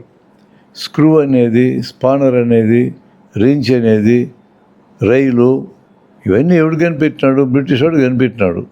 మొదట వాడు కనిపెట్టాడు, పేరు పెడతాడు. ఆ పేరు ప్రపంచం తెలిపోద్ది. కొన్ని చోట్ల ఆల్టర్నేట్ పేరుని ఆయా భాషలో కష్టపడి తయారు చేసుకుంటారు, కొంతమంది తయారు చేసుకోకుండా వాడేసుకుంటారు. పెద్ద తేడా ఏముంది అందులో? నువ్వు వస్తువు వాడుకోవాలా. ఇప్పుడు మన వాళ్ళ దగ్గరికి వెళ్తే స్పానరు, రించ్ అనేది అర్థమవుతుంది, దానికి తెలుగులో ఏం చెప్తావు నువ్వు? నానా తిప్పలు పడి సంస్కృత పదం తేవాలా, దాన్ని ఎందుకు నేర్చుకోవాలా అంటాడు మామూలు మనిషి వాడే పద్ధతి. అందుకని భాషలోకి ఇతర పదాలు రావటం అనే పర్మియబిలిటీ ఉంటే ఆ భాష ఎప్పుడు సుసంపన్నమవుతుంది. ఫండమెంటల్ అది. ఇంగ్లీష్ ఎందుకు ఇంత వరల్డ్ వైడ్ యాక్సెప్టెన్స్ వచ్చిందంటే, ఏ ప్రాంతంలో పరిపాలించడానికి ఇంగ్లీష్ వాళ్ళు వెళ్తే ఆ ప్రాంతంలో ఉన్న పదాలు కలుపుకున్నారు వాళ్ళు. అది పెరగడానికి కారణం.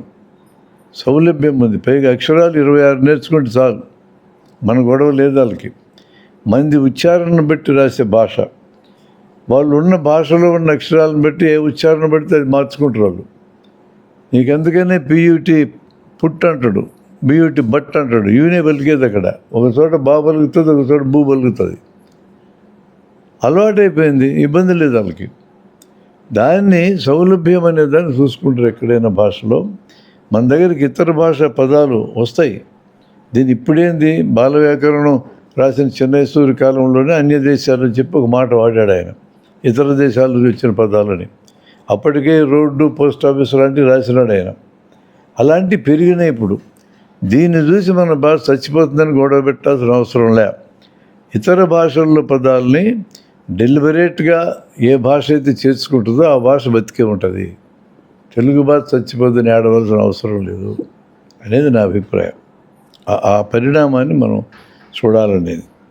అందుకని నేర్పించేటోటి ఇందాక అనుకున్నట్టుగా ఎక్సెప్షన్గా ఉండే పదాలన్నీ చాలా ఎక్కువ ఉండవు. 30-40 ఉంటే విడిగా నేర్పిస్తే అయిపోద్ది. మిగతా సులభంగా ఉండే రాసుకుంటారు. ఇప్పుడు తమిళనాడులో ఉన్నారు, ఒత్తుకాలు లేవు వాళ్ళకి, తీసేస్తారు మొత్తం. కాను గాను, చాను చాను, ఇంకా సా జా ఇవి కూడా లేవు. కానీ వాళ్ళు భాషను వాడుకోగలుగుతున్నారు కదా ఇబ్బంది లేకుండా. ఆయా సంస్కృతిని బట్టి ఆ మార్పులు చేసుకుంటారు. భాష యొక్క ప్రధానమైన పర్పస్ భావ ప్రకటన, భావ ప్రసారము, లేదా మానవుడు సంపాదించుకున్న జ్ఞానాన్ని నిల్వ ఉంచటము. ఈ మూడే కాకుండా సంస్కృతి అనే దాన్ని తరం తర్వాత తరం అందించడానికి భాషను వాడుకుంటాం. ఈ పనులు ఈ 4 జరిగినంత కాలం ఆ భాష ఎట్టున్నా మనం పట్టించుకోవాల్సిన అవసరం లేదు, దిగులు పడాల్సిన అవసరం లేదు. కొన్ని భాషలు సౌకర్యంగా లేకపోతే చచ్చిపోతాయి. అంటే కొన్ని వేల భాషలు చచ్చిపోయినాయి. ఇప్పుడు హిందీ ఉత్తర భారతంలోని దాదాపు 30 భాషలు మింగేసింది. అది చచ్చిపోయినాయి భాషలు. భాష చచ్చిపోయినందుకు మనం ఏడవలసిన అవసరం లేదు, యూజువల్ లేకపోతే చచ్చిపోద్ది. మరి గొప్ప భాష సంస్కృతం చచ్చిపోయింది, వాడకంలో లేదు, మనం ఏంటి చేస్తాం? అది గొప్పదనంటే గొప్పది చరిత్ర. అది గొప్ప గ్రంథాలు రాసినారు, కాళిదాసు రాసినాడు, అందరు పెద్దోళ్ళందరూ రాశారు. పాత గ్రంథాలన్నీ మన ఋషులన్నీ దాంట్లో రాశారు, వేదాలు దాంట్లో రాశారు. కరెక్టే అన్నీ. ఇప్పుడు వాడకంలో లేదు. అది చరిత్ర గురించి చెప్పుకోవాల్సిందే తప్ప వాడుకలో ఉన్న భాషను వాడుకలో వాడుకోవడమే. సౌలభ్యానికే మార్పు. Okay okay.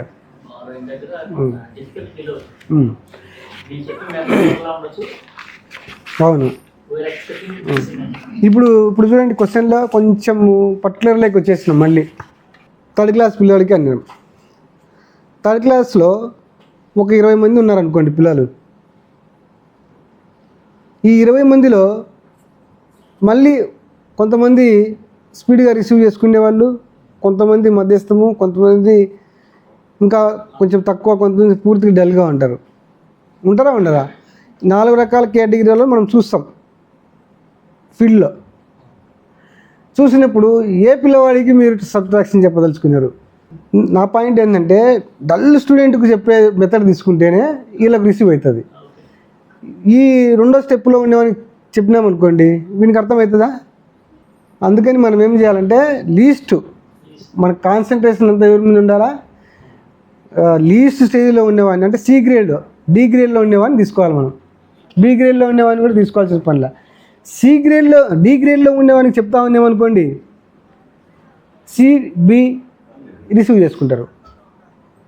బి గ్రేడ్లో ఉండేవాడిని దృష్టిలో పెట్టుకొని చెప్తే డి గ్రేడ్ రిసీవ్ చేసుకోలేడు. అవునా కాదా? కరెక్టేనా నేను చెప్పేది? మీరు వెంటనే ఒక విజువలైజ్ పిక్చర్ చూసుకోండి. ఇప్పుడు డి గ్రేడ్లో ఉండేవానికి మనం చెప్పాలనుకుంటున్నాం. అందరు డి గ్రేడ్ పిల్లలు ఉన్నారు. వానికి ఏం చెప్పాలనుకుంటున్నాము? Borrowing subtraction చెప్పాలనుకుంటాను. అంటే దశకం తెచ్చుకునేది. దశకం తెచ్చుకునేటువంటి తీసివేత డి గ్రేడ్ పిల్లవానికి చెప్పాలనుకుంటే ఈ తీసివేతల కన్నా ముందు రావాల్సినవి ఏమేమి ఉన్నాయి చూడాలా. ఒక తీసివేత చేయాలంటే వానికి ఏమేమి వచ్చి ఉండాలా. ఇప్పుడు ఒకటి సబ్ట్రాక్షన్ చూద్దాం. ఈ సబ్ట్రాక్షన్స్ కూడా ఏది పడితే అది వేయకూడదు. ఫస్ట్ సపోజ్ ఇప్పుడు ఎగ్జాంపుల్ చూస్తే 63లో నుంచి 39 తీసేయమని ఇట్లాంటివి చెప్పకూడదు. ఫస్ట్ స్టార్టింగ్ ఏంటంటే స్టార్టింగ్ సబ్ట్రాక్షన్ చెప్పాలనుకున్నప్పుడు ఎటువంటి తీసివేత చెప్పాలని మనం ఐడెంటిఫై చేయాలి. దీనికన్నా ముందు 60లో నుంచి 27 తీసేయమని అనుకోండి. దీనికి డిఫరెన్స్ చూడండి. 60లో నుంచి 23 తీసేయమనడానికి, 63లో నుంచి 39 తీసేయమని, ఓకే 27 తీసుకుందాం ఇక్కడ కూడా కావాలంటే. 63లో నుంచి 27 తీసేయమనడానికి డిఫరెన్స్ ఇది ఫస్ట్ చెప్పాలనా, ఇది ఫస్ట్ చెప్పాలనా? ఏది చెప్తే వాడు తొందరగా రిసీవ్ చేసుకుంటాడు? అవునా? అంటే ఫస్ట్ ఇది చెప్పాలా. ఇది చెప్పుకోకుండా ఇది రాకూడదు. ఇప్పుడు 10లో నుంచి 7 తీసేయడం అనేది ఫస్ట్ చెప్పాలనా, 60లో నుంచి 27 తీసేయడం అనేటప్పుడు ఫస్ట్ చెప్పాలనా? అవునా? అంటే మారుతూ ఉంది. ఒక చేసేటప్పటికి దీంట్లోకైనా వచ్చేస్తానం మనం. అంటే ఇది చెప్పాలి ఫస్ట్. ఇది చెప్పుకోకుండా ఇడికి పోకూడదు, ఇది చెప్పకుండా ఇడికి పోకూడదు. ఇక్కడికి పోయినామంటే అయిపోయి. నువ్వు ఇన్నిసార్లు చెప్పాడు రిసీవ్ చేసుకోలేడు. మళ్ళీ ఇంకొకటి 30లో నుంచి 7 తీసేయడం ముందు చెప్పాలనా, 10లో నుంచి 7 తీసేయడం ముందు చెప్పాలనా? ఏ సార్ 10లో నుంచే. ఎందుకు 10లో నుంచే తీసేయాలా? ఫస్ట్ స్టెప్ అది. అంటే మనం దశకం తెచ్చుకునేటప్పుడు పక్క నుంచి 10 తెచ్చుకో అంటానే ఉంటాం మనం. 100 తెచ్చుకోమనం, 2 తెచ్చుకో అనం. ఇప్పుడు ఈ లెక్క చూడొచ్చు మనం. 37లో నుంచి 63లో నుంచి 27 తీసేయమన్నాం. 3లో 7 పోద్దా అంటే పోదంటాం. ఎందుకు అనే క్వశ్చన్ వేసినాం అనుకోండి, 3 చిన్నది 7 పెద్దది అన్నాం. అంతేనా? అన్నప్పుడు సరే 7 కన్నా పెద్దది 8 ఉంటే కనుక సరిపోద్ది కదా అంటాం. సరిపోతుంది. మరి ఇక్కడి నుంచి 5 తెచ్చుకుంటలే నేను అంట. అనే అవకాశం ఉందా లేదా? ఏమి ఈ నుంచి 10 ఎందుకు తెచ్చుకోవాలి? నేను 5 తెచ్చుకుంటా, అప్పుడు 8 అవుతుంది. 5 తెచ్చుకుంటే 8 అవుతుంది. 8లో 7 తీసేయచ్చు కదా. లేదు 4 తెచ్చుకుంటా, 7లో 7 తీసేయచ్చు కదా. అర్థమవుతుందా? ఎక్కడ మీకు అర్థం కాకపోతే అక్కడ ఆపండి. అందుకనే మనం 10లోంచి తీసేసేది నేర్పియాలి ఫస్ట్ వానికి. సబ్ట్రాక్షన్ ఏ తరగతిలో ఫస్ట్ స్టార్టింగ్ చేయాలనుకున్నా కూడా మీరు ఏది బారోయింగ్ 10లోంచి తీసేసి చెప్పాలా. ఇప్పుడు వాడికి 10లోంచి 1 పోతే ఎంత అని అడిగినాం. 10 పెట్టుకుంటాడు, 1 తీసేసుకొని ఎంతో చెప్తాడు. ఈజీగా ఉందా లేదా? 10లోంచి 2 పోతే ఎంత అని అడుగుతాం. 10లో 3 పోతే ఎంత, 10లో 4 పోతే ఎంత, 10లో 9 పోతే ఎంత, అంతవరకైనా వచ్చేది. 10లో 10 కూడా పోయేటట్టు చెప్తాం. ఎక్కడ రాదు, 10లో 9 వరకే ఉండేది, అంతేనా? 10లో 9 పోతే 1. అంతవరకు మనం ఏం చేస్తామంటే మనకి నేరుగా అడిగితే చెప్పేటట్టు పెట్టుకోవాలా. ఇది కష్టమా సులభమా? చాలా సులభం కదా. 10లో 1 పోతే చెప్తాడు వాడు. కావాలంటే మీరు చేసి చూడండి, ఎంత ఈజీగా చెప్తాడంటే అంత ఈజీగా చెప్తాడు. ఫస్ట్ పీరియడ్ చెప్పలేకపోయినా నెక్స్ట్ 2వ పీరియడ్ చెప్పేస్తాడు. కావాలంటే వానికి 10 పిచ్చలో మామూలు మీరు చెప్పే విధానంలో 10 పెట్టుకొని 1 తీసేయమనండి. ఏమైనా తీసుకొని 10 పెట్టుకొని 2 తీసేయమనండి, 10 పెట్టుకొని 3 తీసేయమనండి. ఇక్కడ తీసేసి ఫిగర్ వేయమనండి. నెక్స్ట్ అడగండి 10లో 1 పోతే ఎంత, చురుకునా అని చెప్తాడు. కావాలంటే ఏళ్ళు తీసుకొని 10 ఉన్నాయి, ఇబ్బంది ఏం లేవానికి, చూసుకొని చెప్తాడు. ఫస్ట్ 2-3 రోజులు చూసుకొని చెప్తాడు. మళ్ళీ తర్వాత మైండ్లో ముద్రలు పడిపోతాయి. ఎక్కంలాగా ఎక్కం మనం ఎక్స్ప్లెయిన్ చేస్తానమ్మా, నేర్చుకుంటా అన్నాడు. ఇది ఒక ఎక్కము. 10లో 1 పోతే 9, 10లో 2 పోతే 8, 10లో 3 పోతే 7, 10లో 4 పోతే 6 నేర్చుకుంటాడు. ఇప్పుడు ఈ స్టెప్ ఫస్ట్ అయిపోయిన తర్వాతనే ఇక్కడికి రావాలా. ఇక్కడ చూద్దాం. ఫస్ట్ 30లోంచి తీసేసినాం. 0లో 7 పోతుందా అని అడుగుతాం మనం. అప్పటికే మనకి 0 చిన్నది 7 పెద్దది అని తెలిసినాకనే ఇక్కడికి వచ్చేది. అది తెలియలేదనుకోండి, ముందు అది నేర్పియాల. మ్యాథమెటిక్స్ అంతా ఎట్లుంటుందంటే అబ్స్ట్రాక్ట్ థింగ్స్. ఏది వాడు ఐడెంటిఫై చేయలేకపోతే ఫస్ట్ అది ఐడెంటిఫై చేసేట్టు రావాలా. అదే సోషల్ అయింది అనుకోండి, ఈరోజు భూమి గురించి చెప్పచ్చు, ఇంకొక రోజు వేరే దేశం గురించి చెప్పచ్చు, అది ఇది కొత్తది వాతావరణం గురించి చెప్పచ్చు. ఏదానికి అదే అవుతుంది, అది అక్కడ సబ్జెక్టు. ఇక్కడ అది కాదు, ఏదానికి అది కాదు, దీనికి లింక్ పడే ఉంటుంది. ఇది లేకుండా అది లేదు. అవునా సార్? అట్లనే జరిగేది. 0లో 7 పోతే ఎంత అన్నాం, పోదు అంటాడు. మరి ఏం చేయాలా? ఇదంతా అన్నప్పుడే వానికి ఏం రావాలంటే 30 అంటే 30 అంటాడు. 30 అంటానే ఎన్ని 10లు ఉన్నాయనే తెలియాలి వానికి. 3 10లు ఉన్నాయి. ఈ 3 10ల్లో నుంచి మనము ఒక 10 తెచ్చుకుంటాం. ఎందుకు 10 తెచ్చుకుంటాము? ఇప్పుడు ఇక్కడ క్వశ్చన్ అడిగిన నేను 8 తెచ్చుకోవచ్చు కదా అని. ఇక్కడ అన్ని 10 నోట్లే ఉన్నాయి. 30 అంటానే వానికి కావాలంటే ఒక లెక్కకు మనము కాంక్రీట్గా అబ్స్ట్రాక్ట్ థింగ్ను కాంక్రీట్ లెక్క తెచ్చేదానికి 3 10లు పెట్టేస్తాం. ఇక్కడ ఎంత ఉందిరా అంటాం, 10 నోట్లు 3 పెట్టి 30 ఉంది అంటాడు. ఇప్పుడు ఇక్కడికి 8 తెచ్చుకుందాం అనుకున్నాం. 8 తెచ్చుకోవడానికి అవకాశం ఉందా అని అడుగుతాం. మళ్ళా లేదు, ఎందుకంటే అన్ని 10 నోట్లే ఉన్నాయి. ఇక్కడ అన్ని 10 నోట్లే ఉన్నాయి కాబట్టి ఒక 10 తెచ్చుకోవాల్సిందే. ఏం సార్, అంతేనా? 30 అంటే 3 10లే కదా ఉండేది. వన్స్ అనేది లేకుండానే 0 పెట్టింది. మనం 3 10లు ఉన్నాయి కాబట్టి ఒక 10 తెచ్చుకుంటాం. ఒక 10 తెచ్చుకున్నాక 10లో 7 పోతే ఎంత, 10లో 7 పోతే ఎంత అంటానే ఆల్రెడీ చెప్పేస్తాడు ఇంకా 3 అని. మళ్ళీ 10 ఏళ్ళు పెట్టుకొని అంత ఒకవేళ ఫస్ట్ 1-2 రోజులు చెప్పుకున్నా లాస్ట్ చెప్పేస్తాడు 3. ఇక్కడ 3 10లు ఉన్నాయని చెప్పినాం కదా, ఎన్ని 10లు ఉన్నాయి? ఒక 10 ఇక్కడికి పోతే ఎన్ని ఉన్నాయంటే 2. ఇక్కడ ఏం లేదు కాబట్టి 2. ఇది ఈజీగా అయిపోయిందా? ఇట్లాంటి ప్రాబ్లమ్స్ ఫస్ట్ చెప్పాలి మనం. ఈ సీక్వెన్స్ మీరు మర్చిపోకూడదు. నేనైతే మా స్కూల్లో గోడకు రాసి పెడతా. ఫస్ట్ ఇది, మళ్ళీ ఇది, మళ్ళీ ఇది. ఒకే నెంబర్నే తీసేపిస్తా ప్రతిసారి.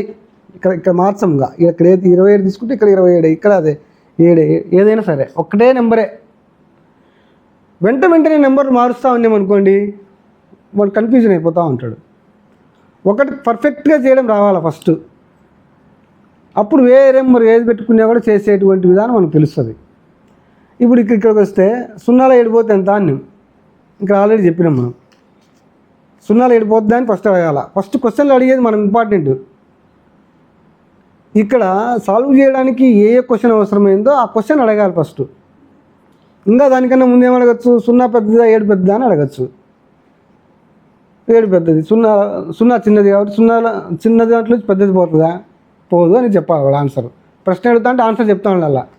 పోకపోతే ఏం చేయాలా, ఇక్కడ 6 పదులు ఉన్నాయి కాబట్టి 10 పదులు ఇక్కడ కాగితాలే ఉన్నాయి, అన్ని 10 రూపాయల నోట్లే, ఒక 10 తెచ్చుకుంటాం. ఇక్కడ ఏం చేస్తాం మరి, 10 ఉంది ఇక్కడ, 10లో 7 పోతే 3. ఇక్కడ ఇంకెన్ని పదులు ఉంటాయి, 5 పదులు. 5 పదుల్లో 2 పోతే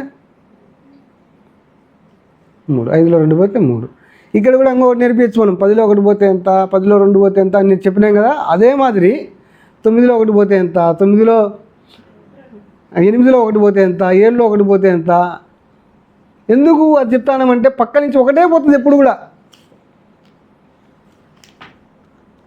ఇప్పుడు 9లో 1 పోతే ఎంత, 8లో 1 పోతే ఎంత, 6లో 1 పోతే ఎంత, ఇది ఒకటి నేర్పియాల. 1లో 1 పోయేంత వరకు. ఈ 2 పర్ఫెక్ట్గా ఉన్నాయి అనుకోండి, వాడు ఎంత స్పీడ్ చేస్తాడంటే అంత స్పీడ్ చేస్తాడు. ఇప్పుడు చూడండి, ఇక్కడికి 1 పోతానే ఎంత అన్నామనుకో, 6లో 1 పోతే ఎంత అని చెప్పాలి వాడు. 5, ఓకే, ఇంతవరకు ఓకేనా 3 స్టెప్లు. ఇప్పుడు ఇక్కడికి వద్దాం.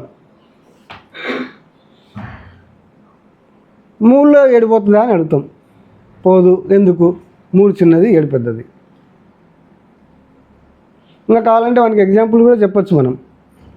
అరే నువ్వు ఉన్నావు, నిన్ను ఈ కిటికీలోంచి దొబ్బుతాం, పోతావా, పోతావా, వాడు పోడు. ఎందుకు, కిటికీ చిన్నది, నువ్వు దానికన్నా ఎక్కువ ఉన్నావు కాబట్టి పోదు. సేమ్ అదే మధ్య చిన్న దాంట్లోంచి పెద్దది పోదు. వాకిట్లోంచి దొబ్బినాం, పోతావా పోవారా, పోతా. ఎందుకు, వాకిలి పెద్దది, నువ్వు చిన్నది, దాని పెద్ద దాంట్లోంచి చిన్నది పోతుంది కదా. ఇట్లా కొన్ని వానికి చుట్టూ బాగా గుర్తుపెట్టుకోవడం కోసం ఏదైనా వాడుకోవచ్చు. ఇప్పుడు చూద్దాం, 3లో 7 పోతుందా అంటే పోదు. పోకపోతే ఏం చేయాలా అని పక్కన చూసుకోవాలా. ఎన్ని పదులు ఉన్నాయి, 6 పదులు ఉన్నాయి, అంటే ఒక 10 తెచ్చుకుంటాం, అంతేనా. ఇక్కడ చెప్పిన పద్ధతి అంతా ఒకటే ఉందా, ఎక్కడ కానీ మారకూడదు. మారిందనుకో మళ్ళీ వాడు గుర్తుపెట్టుకోవాల్సిన అవసరం వస్తుంది. ఒక విధానం మారితే మళ్ళీ కొత్తది గుర్తుపెట్టుకోవాలా. మనం ఎన్ని చెప్పినా అదే విధానమే ఉండాలి. ఇప్పుడు చూడండి, 10లో నుంచి 3 పోతే ఎంత అంటాం, మళ్ళా ఎంత, 10లో నుంచి 7 పోతే 3. మామూలుగా మనము మీరు చెప్పే విధానం చెప్తా. ఇప్పుడు ఫస్ట్ 3లో 7 పోతే ఎంత అన్నాం, పోదు కాబట్టి 10 దశకం, 10కి 3 కలుపుకుంటాం, 13. 13లో నుంచి 7 తీసేయమంటాం. అదేనా జరిగేది. మీరందరూ అట్లే చెప్తున్నారు లేదా. 10లో నుంచి 10కి 3 కలుపుతాము, 13. 13లో నుంచి 7 తీసేయమన్నాం, అయిపోయి. ఇంకా వాడు 13 అంటే ఎలా పెట్టుకోవాలో తెలియదు దానికి. ఉండే చేతిలో 10 ఉన్నాయి, మళ్ళీ ఒక 3 ఇక్కడ పెట్టుకోవాలా. వచ్చే వానికి సాగు ఏర్పడి వారిని నియంత్రణైనా అని. అందుకని మనం ఏం చేయాలంటే 10లో నుంచి 7 తీసేయరా అని చెప్తాం మనం. ఎంత, 10లో నుంచి 7 తీసేస్తే 3. ఆ 3కి 3 కలుపుకో. ఇక్కడ పైన ఎందుకు కలుపుకోలేదంటే 0 కలిపితే అదే వస్తుంది అని కూడా చెప్పాలా. ఈడ కూడా చెప్పాలా, ఇక్కడ 0 ఉంది కాబట్టి కలిపితే అదే వస్తుంది, అదే పెట్టేస్తున్నాం. ఇక్కడ ఏం జరుగుతుంది, 10లో నుంచి 7 తీసేయి, 3కు పైన 3 ఉంది కదా, 0 ఉన్నప్పుడు అదే వచ్చింది. 3కు 3 కలిపితే 6. ఇప్పుడు దశకం పోయింది కదా, 5. 5లో 2 పోతే 3. ఏం సార్ మీరు ఆల్రెడీ చేసేదానికి ఇప్పుడు నేను చెప్పిన దానికి ఏమైనా డిఫరెన్స్ ఉందా. నేను చెప్పింది ఏంటి డిఫరెన్స్ అంటే, ఒక ఆర్డర్లో చెప్పాలా అన్న ఒకటి. రెండో స్టెప్ ఏంటంటే, ఇక్కడ 10లో నుంచి 7 తీసేయమన్నా 3 కలపమన్నా, ఇక్కడ కూడా 3 కలుపుతాను, 10కి 3 కలపమంటాను అక్కడ కూడా. అప్పుడు ఫస్ట్ పెద్ద దాంట్లో పెద్దది అవుతుంది కాబట్టి 10లో నుంచి 3 పోతే ఎంత అనేది ఈజీగా నేర్పించలేం కాబట్టి ఫస్టే పోతే 6 బల కూడిక. ఎట్లుంటుంది పిల్లలు రిసీవ్ చేసుకుంటారు చేసుకోలేదా? ఏం మేడం మీకేమనిపిస్తుంది? మీరు యాక్టివ్లోకి రావాలా, పార్టిసిపేట్ చేయాలా అనిపిస్తుందా మీకు? ఆల్రెడీ ముందున్నది ఇప్పుడు మీరు కావాలంటే చేసి చూడండి. ఫస్ట్ తీసివేతలు నేర్పించే పిల్లవాడికి మీద ప్రయోగం చేయండి ఇది. అయితే మీరు వెంటనే తీసుకొని వచ్చి చెప్పినామనుకో, 10లో 3 పోతే 7కి 3 కలపండి ఇది చెప్పినామనుకో, వానికి అనేక స్టెప్పులు ఉన్నాయి. చాలా ఎక్కువ గుర్తుపెట్టుకోవాల్సింది ఉంది. కాబట్టి ఇది చెప్పకూడదు, ఇది చెప్పాలా, ఇది చెప్పాలా, ఇది చెప్పాలా. ఇవి కూడా నేను ఒకటే వేసిన, ఇంకా 2-3 వేయండి. మీరు 30లో 7 తీసేయమన్నాం, 20లో 1 తీసేయమను, 20లో 2 తీసేయమను. ప్రాక్టీస్ వాడు. Practice man makes perfect. మ్యాథమెటిక్స్లో ప్రాక్టీస్ చేసే కొద్దీ స్పీడ్నెస్ పెరుగుతుంది. మనకు మ్యాథ్స్ చేయాలంటే ఏంది? Speed and accuracy. వేగంగా చేయాలా, ఖచ్చితంగా చేయాలా, ఈ రెండు ఉండాలా. ఒకడు వేగంగా చేస్తాడు, తప్పు చేస్తాడు, ఉపయోగం లేదు. ఒకడు నిదానంగా చేస్తాడు, రైట్ చేస్తాడు, ఉపయోగం లేదు. ఉంటుందా ఉపయోగం? ఉండదు. స్పీడ్ అండ్ అక్యురసీ ఈ రెండు మనకు మ్యాథ్స్ చేసేటప్పుడు మైండ్లో ఉండాలి. ఈ విధంగా సబ్ట్రాక్షన్ చెప్తే వాడు ఎక్కడ కానీ మిస్టేక్ చేయడు. కావాలంటే మీరు చేసి చూడొచ్చు. ప్రశ్న అడగండి, ఆ ప్రశ్నకు ఆన్సర్ చెప్పించుకోండి. తర్వాత ఏం చేసినారంటే ఇట్లా అడుగుతూ ఆన్సర్ చెప్పినాక వాడు మళ్ళీ మనం ఏం చేయాలంటే ఎట్లా చేసినవరా అని అడగాల. వాడికి ప్రాక్టీస్ కోసము ఇవన్నీ అయిపోయినాక ఇంకా కొన్ని వేద్దాం అనుకోండి. 72లో నుంచి 35 తీసేయాల. చేసుకొని వస్తాడు వాడు. చేసుకొని వస్తానే రైట్ చేస్తే రైట్ కొట్టి పంపించకూడదు, ఎట్లా చేసినవరా అని అడగాల. ఎట్లా చేసినవరా అంటే మనం వాడు చెప్పాలా. చెప్పినాడు అనుకోండి, ఇంకా వానికి మనం వేపియాలన్నా సబ్స్ట్రాక్షన్స్ వాడే వేసుకొని వచ్చాడు.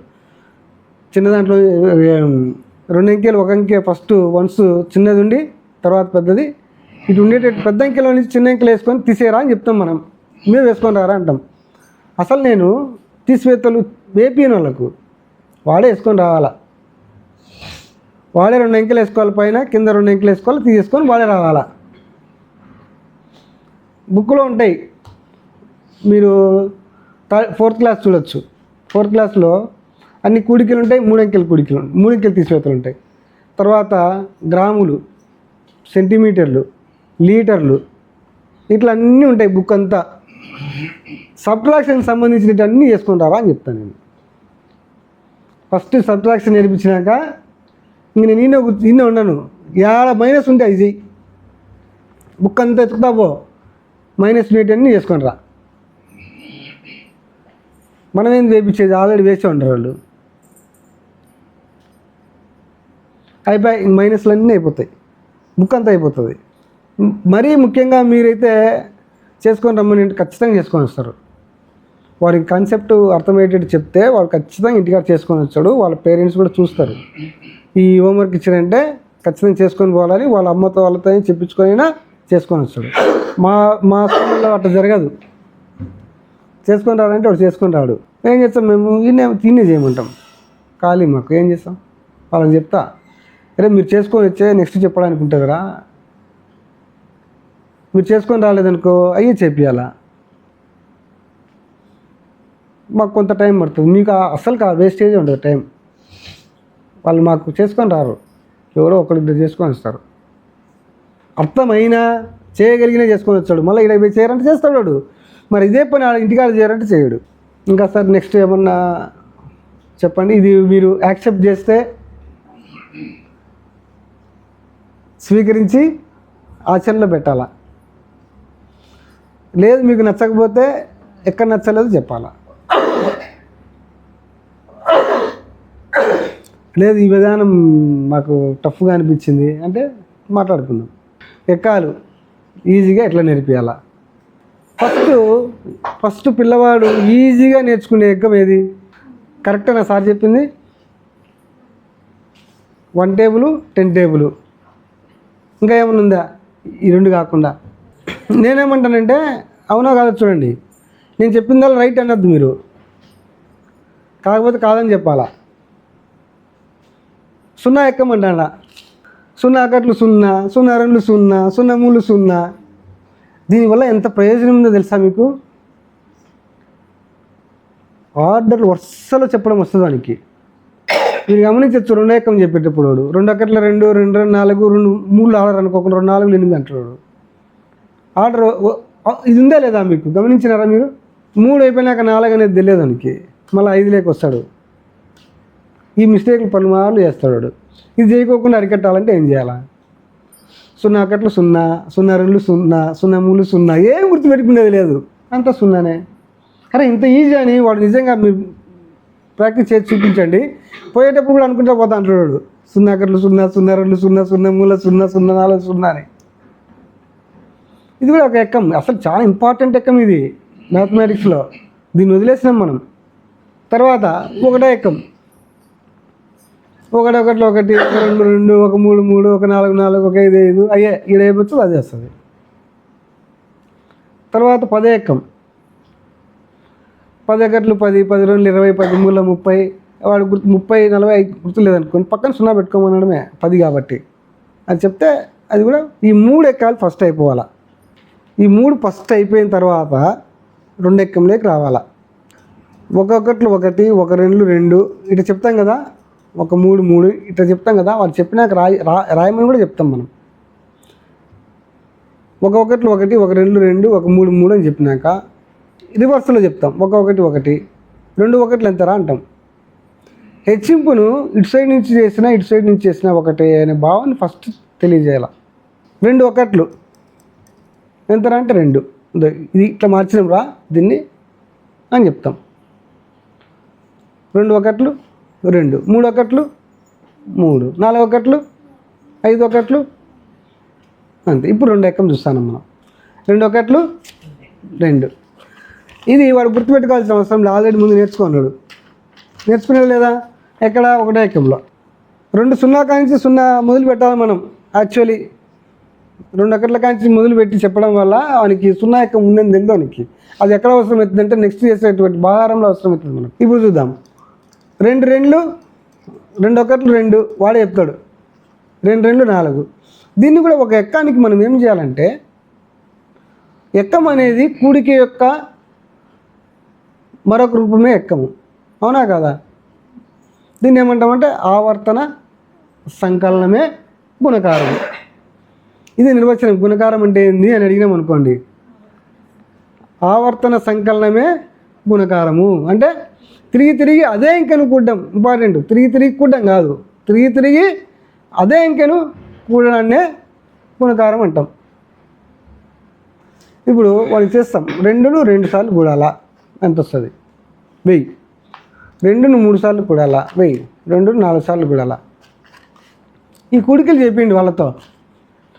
ఎక్కం వాడే క్రియేట్ చేస్తే నేర్చుకోవడం ఈజీ, మనం నేరుగా రాపిస్తే నేర్చుకోవడం కష్టం. కూడతాడు, వాడే వేసుకొని వస్తాడు. 2 2 కూడింటే ఎంత వస్తుంది? నువ్వు కూడిక పద్ధతి మనం చెప్పింటాం కదా, చెప్పుకోకుండా ఇక్కడికి రాకూడదు. ఒకవేళ ఇది కూడడం రాలేదనుకో, ముందు ఇది నేర్పించుకున్నాకనే నువ్వు హెచ్చింపు దగ్గరికి రా. ఒకవేళ రాలేదనుకో, నేర్చుకోవాల్సింది అంతే. మనం డివైడ్ చేసి అవి నేర్పియాల. 6 ఇట్లా అన్నీ కూడుకుంటానే వేస్తాడు. వేసినాక అరే దీన్ని 2 2 సార్లు కూడింటే ఇటు రాస్తాం రా అంటాం. 2 2 4.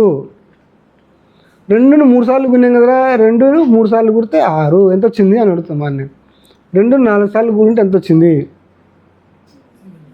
ఇట్లా వాడే రాస్తే 2ను 9 సార్లు కూడితే ఎంత వచ్చింది వేస్తాం. ఇప్పుడు నేర్చుకోరా అంటాం మనం. అబ్స్ట్రాక్ట్ మెథడా, కాంక్రీట్ మెథడా? అంటే మనం ఎక్కం రాపించి నేర్చుకోవడం అంటే ఎట్లుంటుంది, వాడే రాసి నేర్చుకోరా ఇప్పుడు అంటే ఎట్లుంటుంది.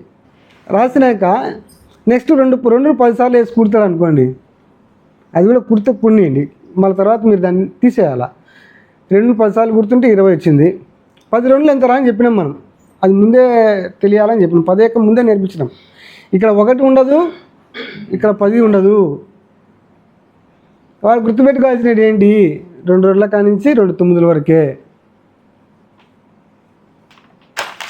3వ ఎక్కము 3 3 9, 3 1 3 మనం చెప్పాం. ఎంతరా 3 1 అంటాం, వాడే చెప్పాలా 3 అని.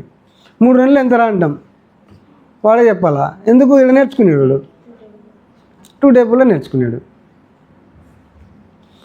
3 2 ఎంతరా అంటానే 2 3 ఎంతరా చూసుకొని చెప్పాలి మనం. 1 2 సార్లు చెప్పినాం అనుకోండి వేసేస్తాడు వాడు.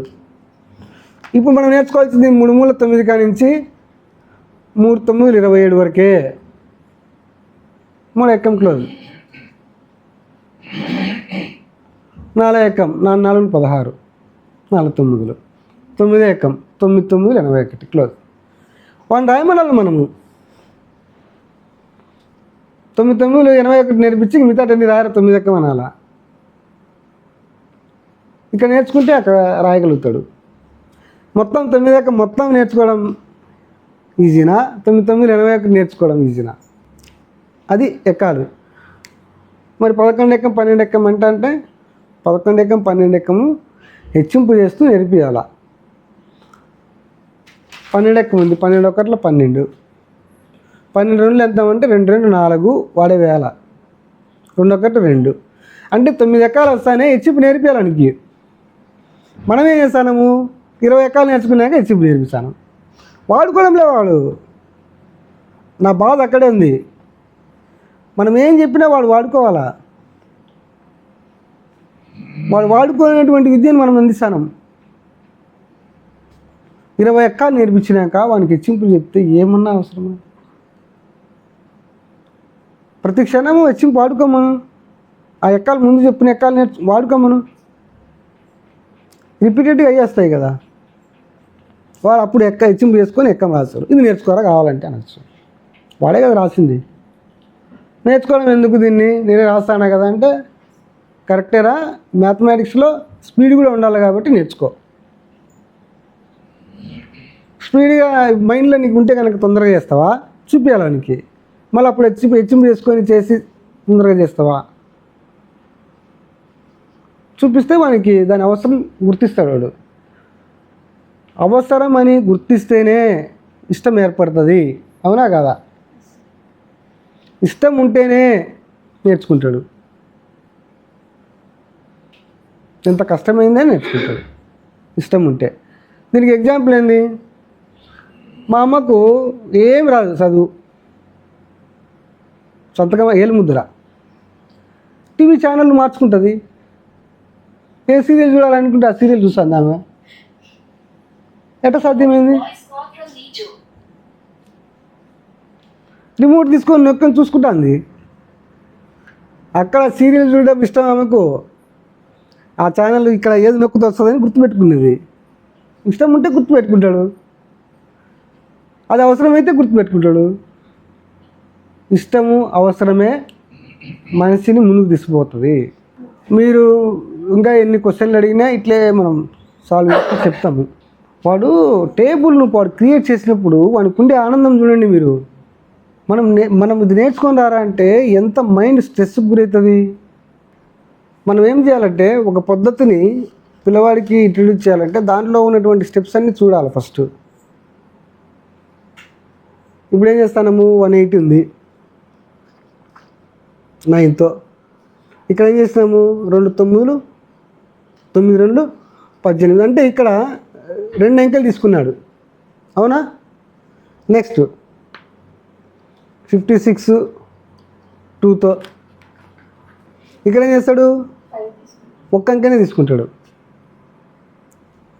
ఇక్కడ 1 అంకె తీసుకోమని చెప్పాలా, ఇక్కడ 2 అంకెలు తీసుకోమని చెప్పాలా, ఇంకోసారి 3 అంకెలు తీసుకోమని చెప్పాలా. వాడు ఇన్ని గుర్తుపెట్టుకోవాలంటే ఏ సందర్భంలో ఏది వాడుకోవాలో వానికి అర్థం కాదు. ఇవన్నిటినీ ఒకే పద్ధతిలో ఎట్లా చెప్పచ్చు. ఫస్ట్ ఏం చేయాలంటే డివిజన్ అనగానే ఏందో చెప్పాలి వానికి.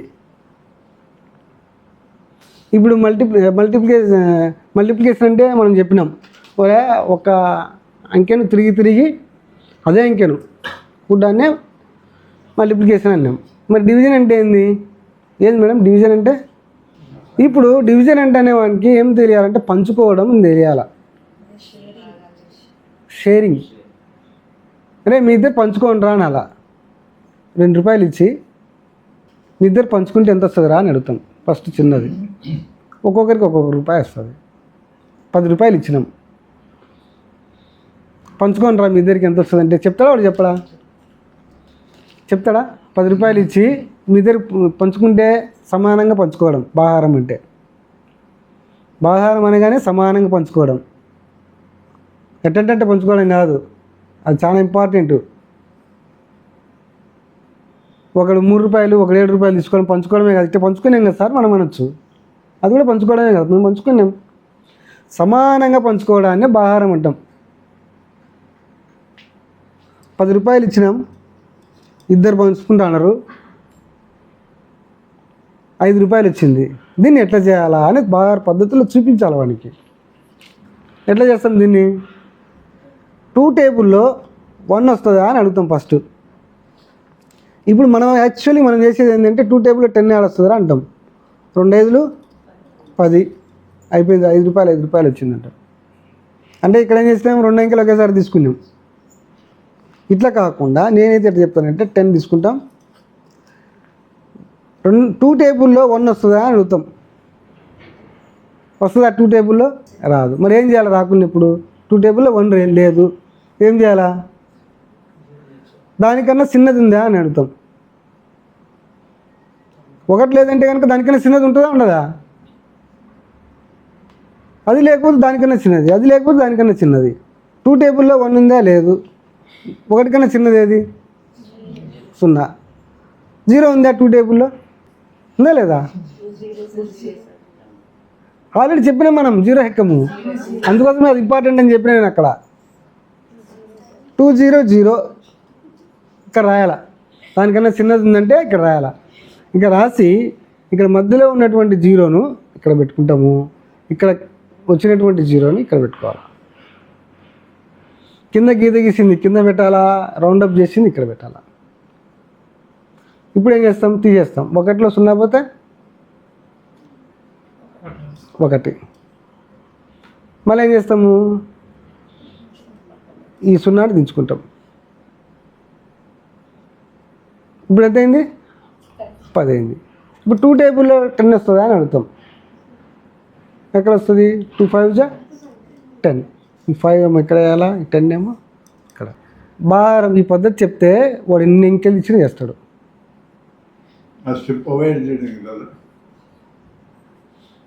ఏది ఫస్ట్ స్టెప్?